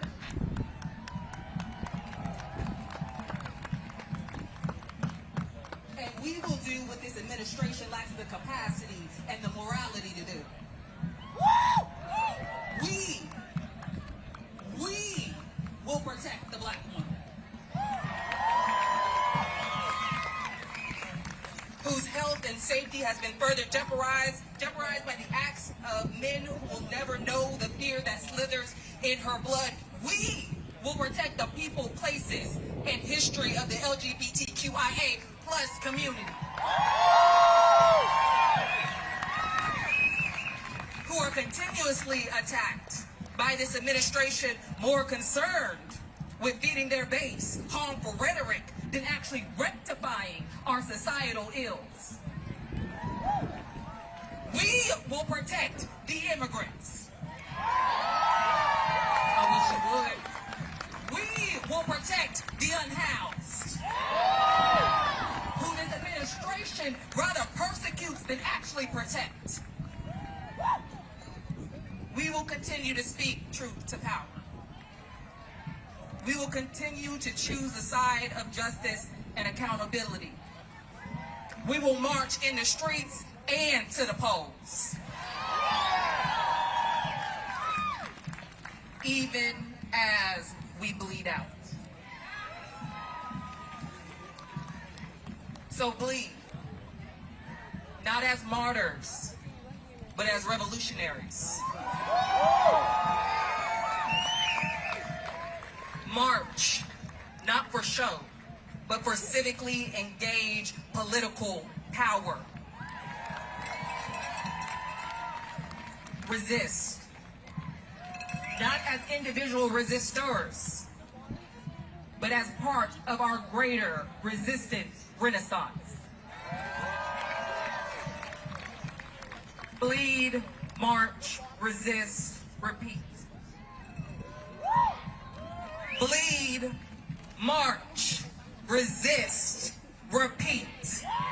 Bleed, march, resist, repeat. One more time. Bleed, march, resist, repeat.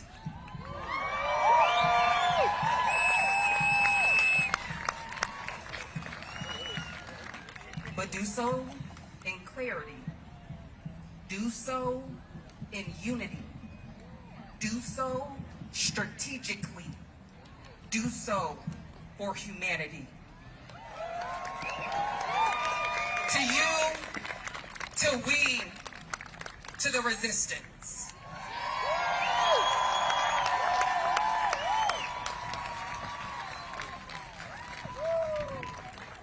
Give it up one more time for Jasmine. Let me hear you, Austin, Texas. Give it up one more time. I'll introduce myself. My name is George Morales, okay? You are currently sitting in Precinct 4, so welcome to Precinct 4 in Austin, Texas. You know, as a union organizer, before I was elected, we had a saying, when we organize, we win. When we organize, we win. Every one of you can organize. We see it. Now it's time to win. See, I stepped down last week from my elected office. I'm running for commissioner of Precinct 4 to fight at a different level to represent East, Southeast Austin, South Austin, for the community that raised me. For our immigrants, our trans brothers and sisters, and for the community we call home, Austin, Texas. So now I'm going to introduce Guy Forsyth to the stage. Give it up, Austin, Texas.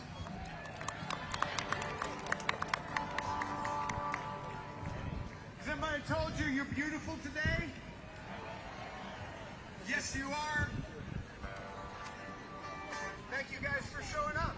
You guys are doing the work. It's the beginning. It's not going to be good. You know, I know it's tempting to go for the easy answers. I know. It's like cleaning your room. You got to do it every day. You got to get rid of fascists every day. Every day. That's what you do. That's what you do when you encounter someone.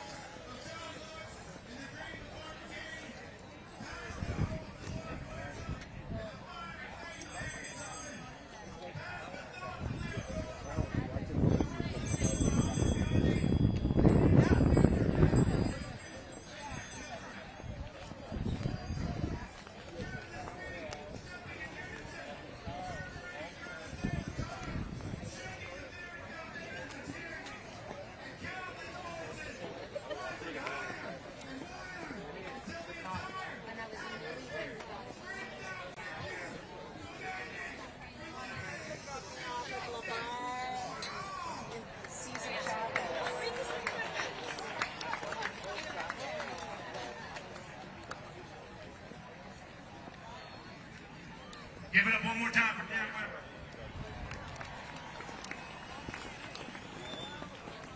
So it's an honor and privilege to bring our next speaker, Greg Stoker, to the stage.